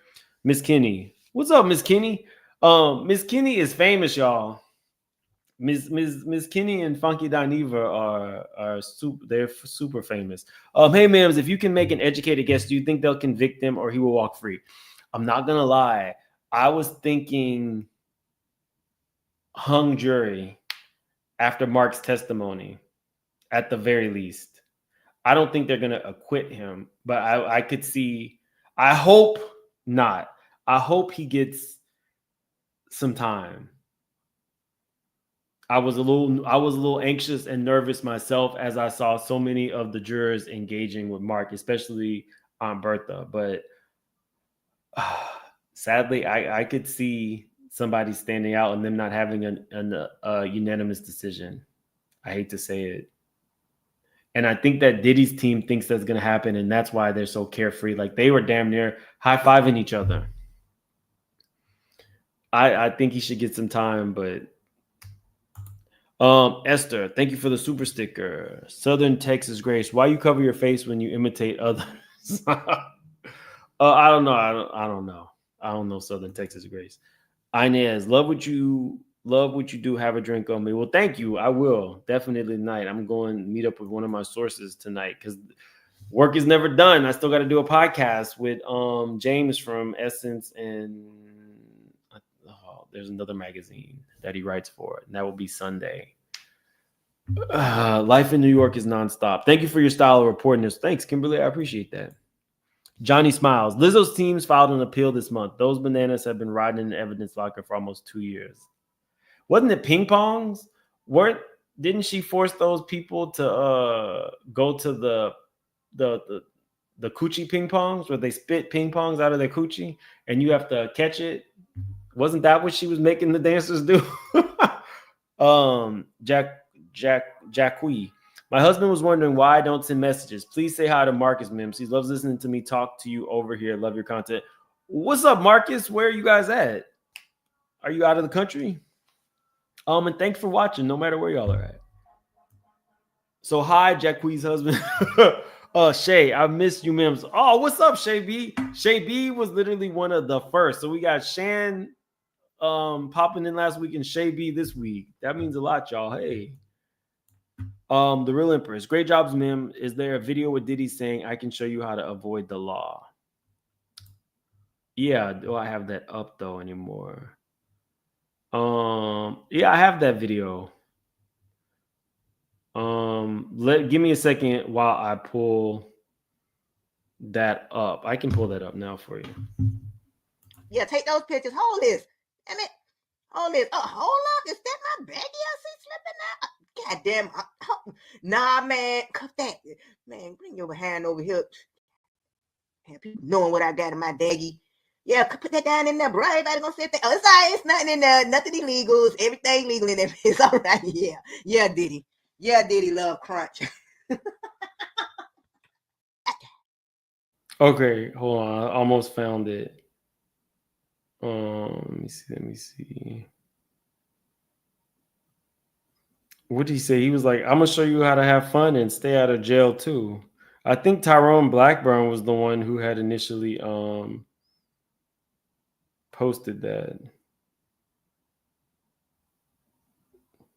Okay, yeah, I found it.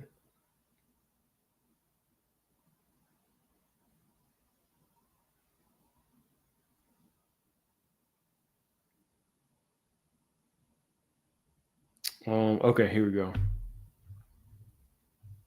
To show y'all how we have fun and stay out of jail too. and make money. Oh, I wonder if she could have played I'll that. show y'all how we have fun and stay out of jail too, and make money. I wonder why they didn't play I'll show y'all how we have fun and stay out of jail too, and make money.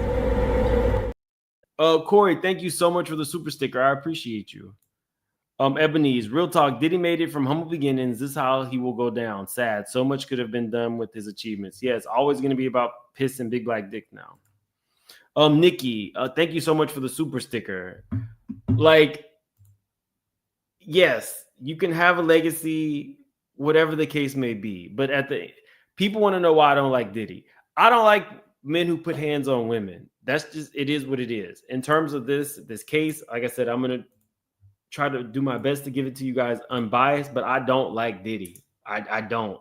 Once you, like, if Diddy was going around beating on everybody, then I would be like, okay, he has a problem. You know, he has a violent temper. But you literally, like Comey said, you beating up on your girlfriends. You're not beating up on everybody. And when it comes to a nigga, you're showing up with a gun, or you got a weapon, or you got an entourage. Like, you get what I'm saying? Like, I don't like you. It is like, I don't see these qualities that, so what? Like, celebrities are the same as us. They have money, but that doesn't mean they're just going to give you money. So what is me being around a celebrity really going to do for me? They can still funk up the bathroom with poop. They still have to eat. They still have to, well, some of them have to work to make money, but you know what I mean? F them. To be honest with you, I can't stand them, but I'm still going to come here and give you guys as much of an unbiased opinion as I can. Coco says, a mistrial does nothing for Diddy. He'll remain in jail and they'll just do it all over again. His attorney's the only winner in that case. Drain him. Drain him. Drain him. Another month or here in New York would be crazy though. I don't think my bank account could afford that. But anyway, I gotta go. See you guys later. Have a great night. Have a great weekend. If I come back on, well, I have other content that I want to do. So maybe I'll come back on at some point this weekend. But y'all have a good one.